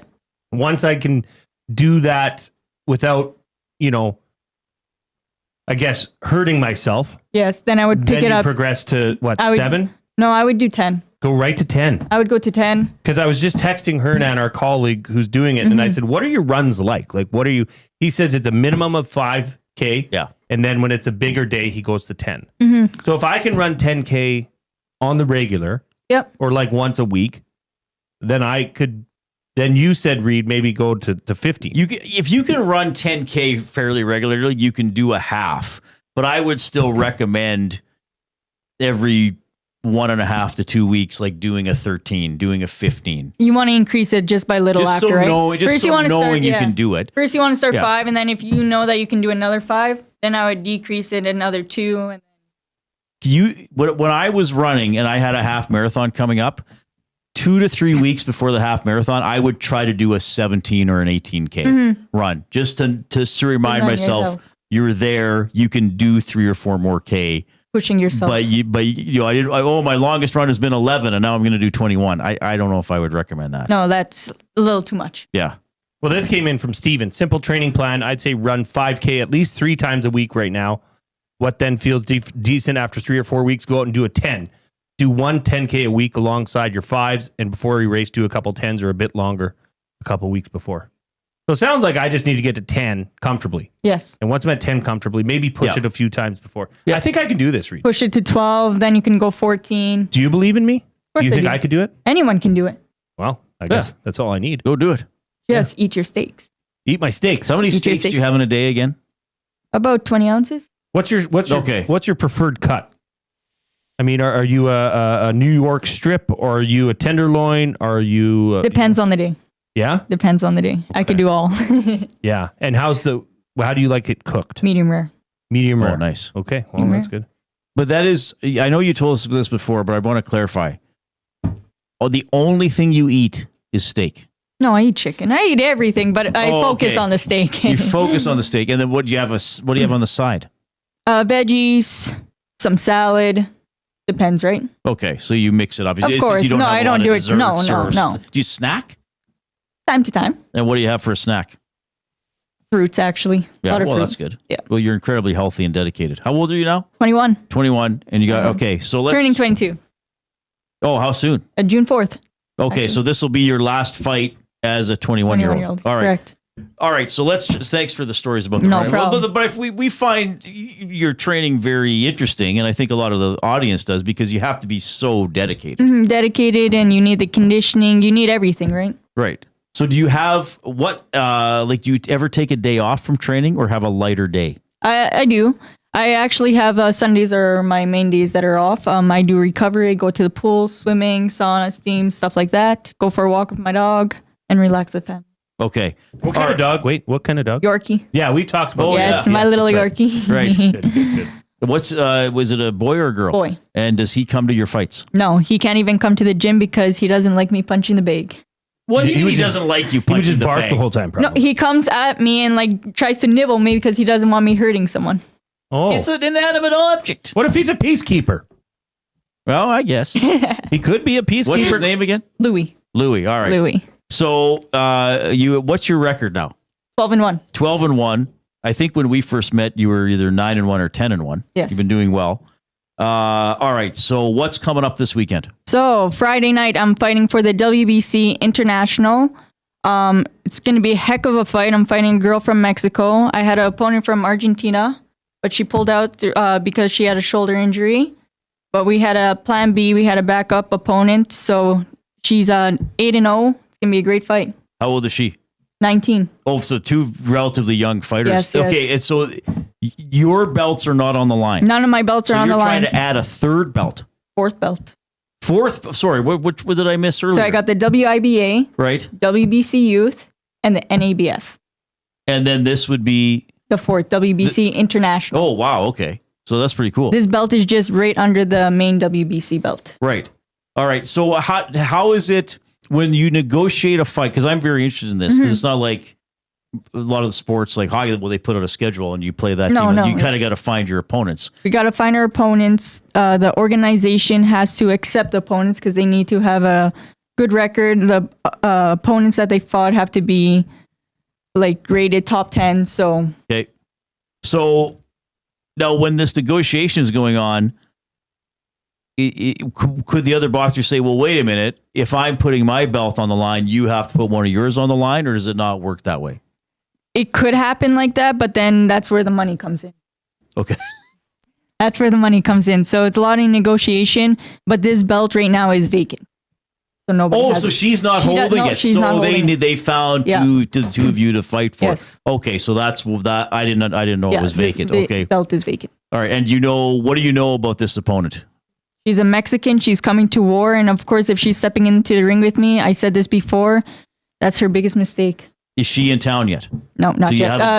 You haven't done that. No that face-offs yet. Wayne's are Thursday evening at the River Cree. All right. Well, what do you know about her style, strengths, weaknesses, or maybe you don't want to say? I don't know. I don't know much, but my dad did a little research on that, so he's keeping that. We're going to talk about that in the next day or two and go from there. So when you're preparing to fight, yes, how much information do you want on your opponent? You know what I mean? Like, is there a point where it's like, okay, I don't want to be overthinking when I'm in there, or do you want to have something stored away to prepare for every possible scenario? Well, I want to know her style. I want to know what she's good at. What are her weakness? I don't really watch the fights because people usually like watch their opponents and then that's how they learn. I get my dad to do that, and then he tells me, and then I go into training and then I work on that. Okay. So I'm not the one that goes and watches my opponents and like just stares at the screen. No, I maybe watch maybe a minute around. That's it. Okay. Does it make a big like what hand is your heavy hand? What my lead hand is my right, my jab, which is the left. My power hand is my right. Okay, and your opponent? Same. Same. So when you're facing off each other, you're both, able to have your opposing hands, I guess, or your power we're the hands. same, right? So, but what about if you're fighting a lefty? So and you're on the same side. Does that totally change the strategy it does. going into a fight? It does, actually, because you have to go the opposite direction. And the main focus when you're fighting someone that's opposite, you have to make sure your foot is on the outside of their foot. So it's a foot off. Oh, okay. It's a big foot off. Yes. You move your foot. Well, I'm going to move my foot. Correct. Is it the person with the foot outside the most wins? I would say yes, because they have the closer range and they have the more mobility of the ring because you're trapping the person. So you're focusing because if they want to move that way, you can't really because you're trapping your foot. What's your go-to punch? Is it a jab or is it an undercut? Is it just a straight right? What's your go-to? Well, I can't say, but you'll have to see Friday night. Okay. Spoken like a true promoter. Well, but this is why we have you on, because all the subtleties. Like, I wouldn't have known that about the feet. Like, I know there's hitting and stamina and all that kind of stuff, but I wouldn't know. But obviously the footwork is. But I can ask you, important. what's your go-to punch? My go-to punch is I press the B button really fast when I'm playing Mike Tyson Punch-Out. Mine's Hawaiian. Yeah. The Hawaiian punch. Yeah. We're not that type. We're not fighters. We're lovers. No, we're very gentle. All right. So Friday night. Yes. River Cree. Yes. What time? Starts 7 p.m. The fights. There's 9 fights on the card. I'll be going into the ring about 9:15. Okay. And where do people get tickets?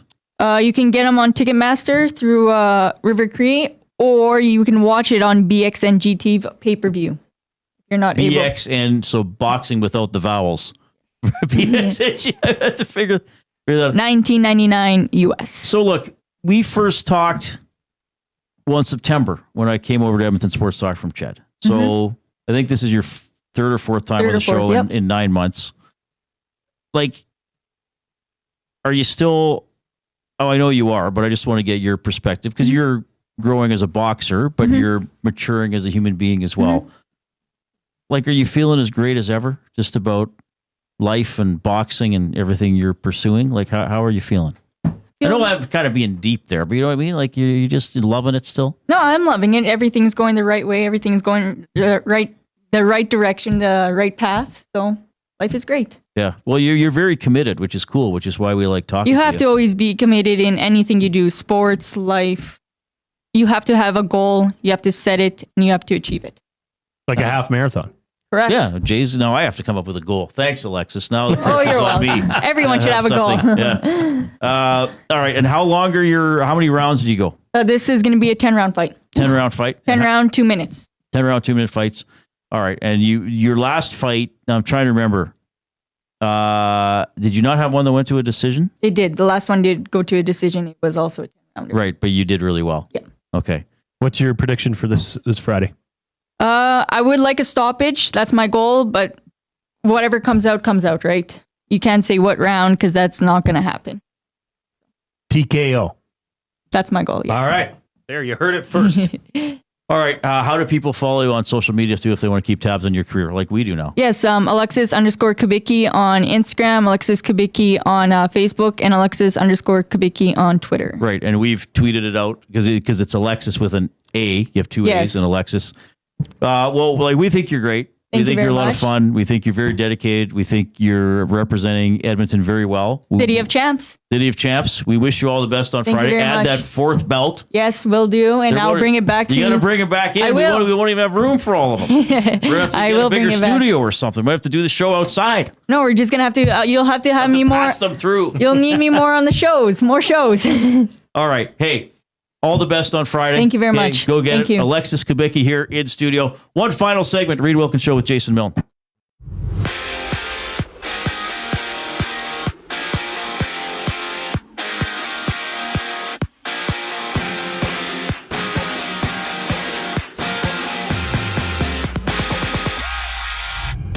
The Final Four is set in the NHL with the Eastern Conference Finals starting tonight. Florida hits the ice in Raleigh to take on the Canes at 6 o'clock. And from Ottawa, Game 1 in the best-of-5 PWHL Championship Series is underway between the Charge and the Frost, with that one scoreless with about 6 minutes left in the first period. And Canada is set to play Denmark on Thursday in quarterfinals action at the Hockey World Championship after finishing first in Group A when beating Sweden 5-3 earlier today. Meanwhile, NBA action has Minnesota and OKC meeting for their opening game in the Western Conference Final. The Knicks and Pacers play tomorrow in the East. 7 games are live in baseball with the Jays up 1-0 over the Padres in the bottom of the second inning, while the Nationals hold a 4-3 lead over the Braves midway through the third, and the Reds and Pirates are runless in the fourth. The final segment of the Reid Wilkins Show brings us back on the other side of the break. I'm Zachary Kubish, and you're up to date.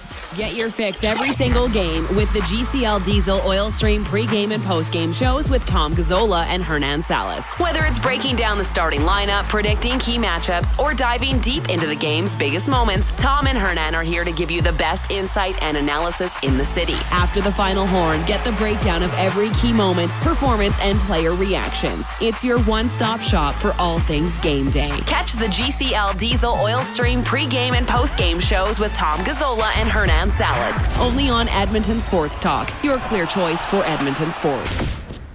Looking for a winning strategy for your retirement? Contact me, Joaquin Gage at K4 Financial, where expertise meets dedication. I will always look for a careful approach to your retirement, ensuring your financial future is secure. From tailored strategies to clear, actionable advice, I'm here to guide you every step of the way. Don't leave your future to chance. Get in touch with me, Joaquin Gage, today at k4financial.ca or email joaquin.gage@k4financial.ca to start planning for a brighter future and a more secure retirement. Hi there. If you're like me, you like to picture yourself in luxury, even though there's absolutely no way you could afford it. And if you can, well, even better. Thankfully, I picture myself in something that is luxury, but still absolutely affordable, like the all-new Mazda CX-90 from Park Mazda. With the new luxury features like facial recognition settings and quilted detail Napa leather seating, I can pretend to be comfortable with all of my proper settings activated without even touching the button, thanks to Mitch Lewicki and the great staff at Park Mazda. I like to picture Mitch Lewicki as a ninja fighting off evil samurai. Park Mazda, your dealer for life in Sherwood Park off Y Road, parkmazda.ca.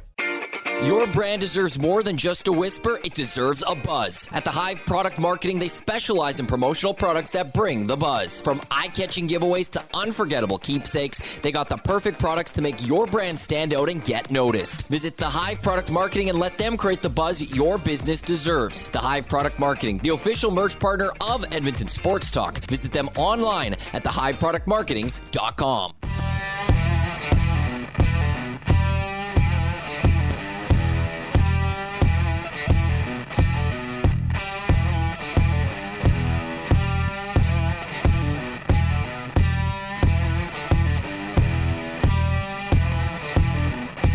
All right, Alexas Kubicki joining us in studio. Always good to catch up with her. Going for another belt at River Cree on Friday night. She's impressive. Quite. She's a promoter. And we got to stay on her good side. Yeah.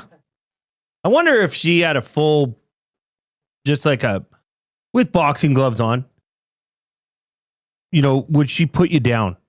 Oh, one punch, I'd be down. You think? Yes. I could take a blow. That sounds like a great video. It depends. Like if I flexed and she hit me. Oh, body blow maybe. I'd survive. And I was prepared. That's the worst thing to do. Headshot, I'd be down. Don't flex. Yeah. No, that's then exactly you're what focusing on. No, I'm impact's preparing landing. myself for a body shot in my obliques, and I'm gonna prepare and get ready and say, "Okay, go." Ooh, she ain't. I don't think I'm getting put down. You? Body blow, maybe not. A Headshot, I'd be down. A pre-warned body shot. Maybe I could withstand it. I mean, the headshot. If she catches you in the sweet spot, you're down. going down anyway. You're down. But if if she catches you where you just my absorb retina's flying off again. I don't need that. You don't need that. What's it called? The apparatus in your eye?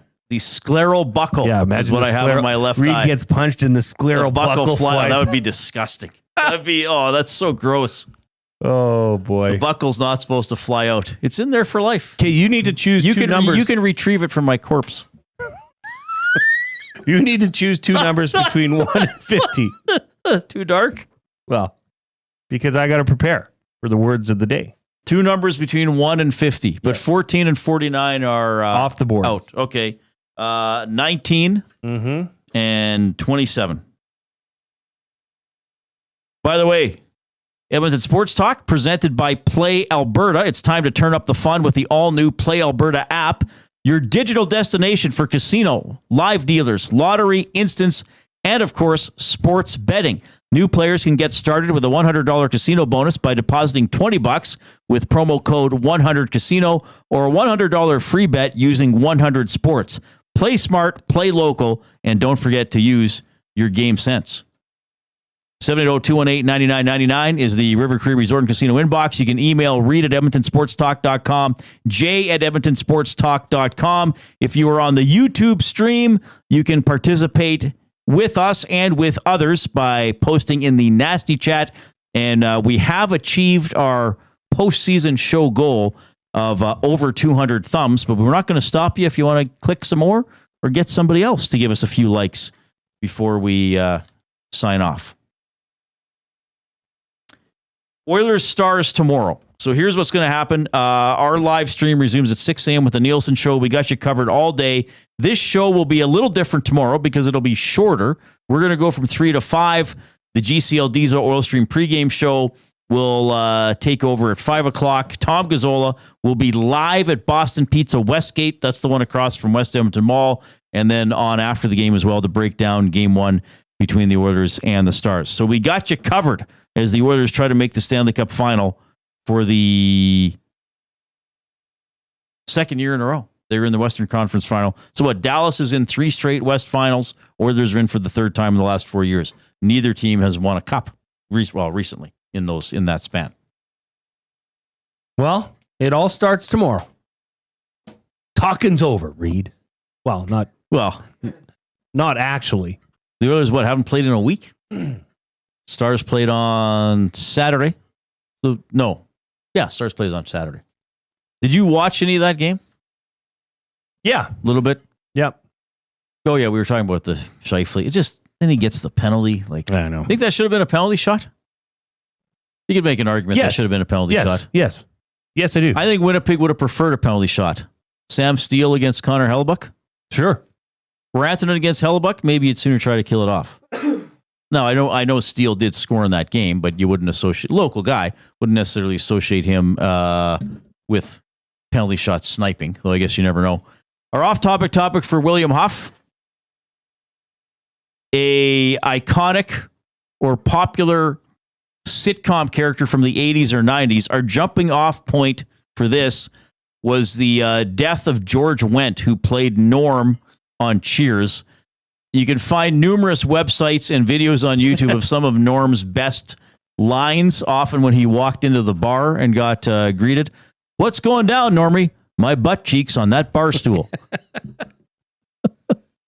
"What would you say to a beer, Normie? Daddy loves you." "What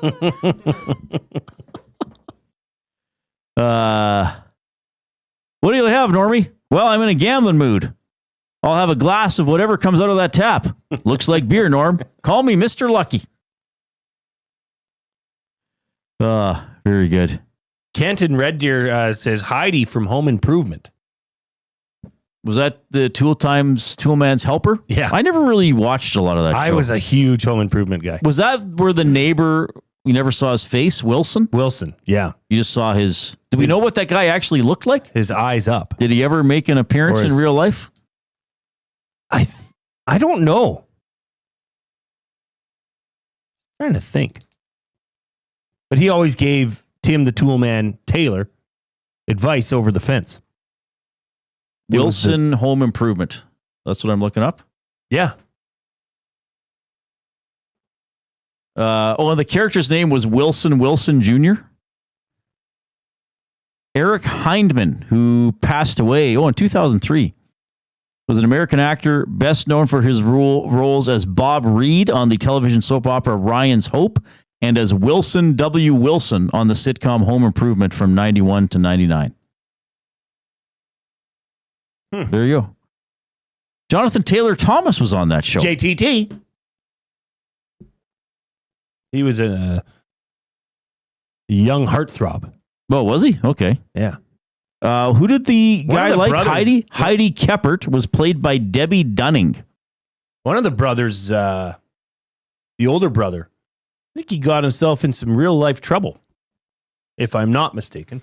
So Zach, I think was his name. Zach Bryan was the actor. He's best known for Brad Taylor, and he appeared in First Kid and Tokyo Drift. He's retired. Yeah, there's a mugshot of him. Oh my, this is not pleasant. No. We'll leave that alone. He's a bad dude. We will leave that alone. That's, he went down a path that nobody should choose. All right. The word of the day with Reid and Jay. Oh, I'm sorry. Did I break your concentration? What do they got to say? Say what Hey, again? we're ad-libbing a lot, you know, so What sometimes again? it's I dare you. Let's find out. English, do you speak it? Sometimes it's like, oh, let's know talk what about I'm this saying. person. And then, you know what? We don't need to talk about that person. By the way, I want to remind people, if you've been texting us throughout the afternoon or you ever want to text us, the number is 780-218-9999. The afternoon inbox presented by the River Cree Resort and Casino, home of Tap 25 Restaurant, where the entire menu is 50% off 7 days a week from 2 to 5 p.m. All right. You ready? Pam Anderson was the first Tool-Time girl? Yeah. Oh, I didn't know that. Well, I probably did know that at some point. First word of the day. Antithetical. Antithetical. Antithetical. Antithetical.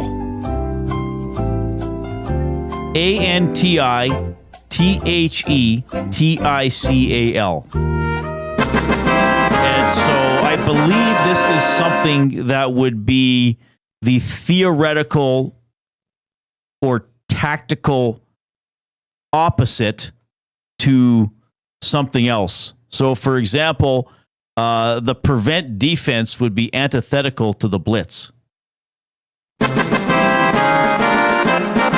what I'm talking about, baby. Who do you think you are? I am. Antithetical typically describes something that is in direct and unambiguous opposition to another thing. The district's new policy is fundamentally antithetical to the school's values. Yeah,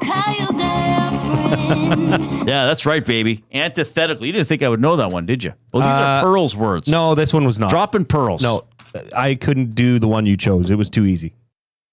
Can I tell you what it was? Yeah, I went off couldn't script. do the one I went chose? off script. The one, number 19. Maybe I wouldn't know it. Well, don't tell me. Number No, I'll be 19. embarrassed. Number 19 was feasible. Feasible, possible. Yeah, like I'm not giving you that. Okay. That's a shame. Well, now you're shaming Pearl. No, it'd be letting down the people. Mom would understand. Boy, Pearl must think I'm a real dunce.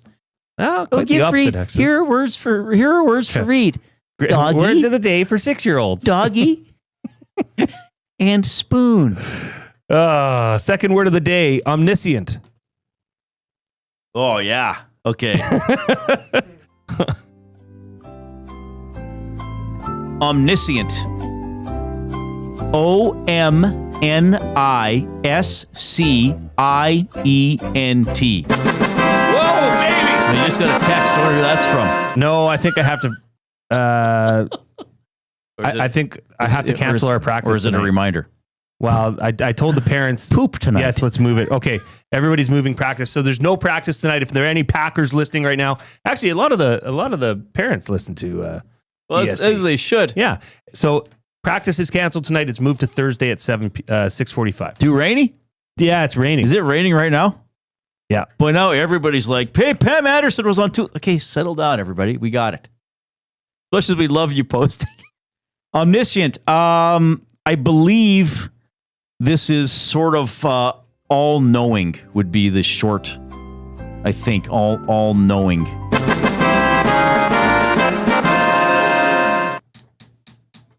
Having infinite awareness, understanding, and insight. This is it's a good comic book word. Like if you read comic books, you'll know omniscient. This is a good sign, Reid.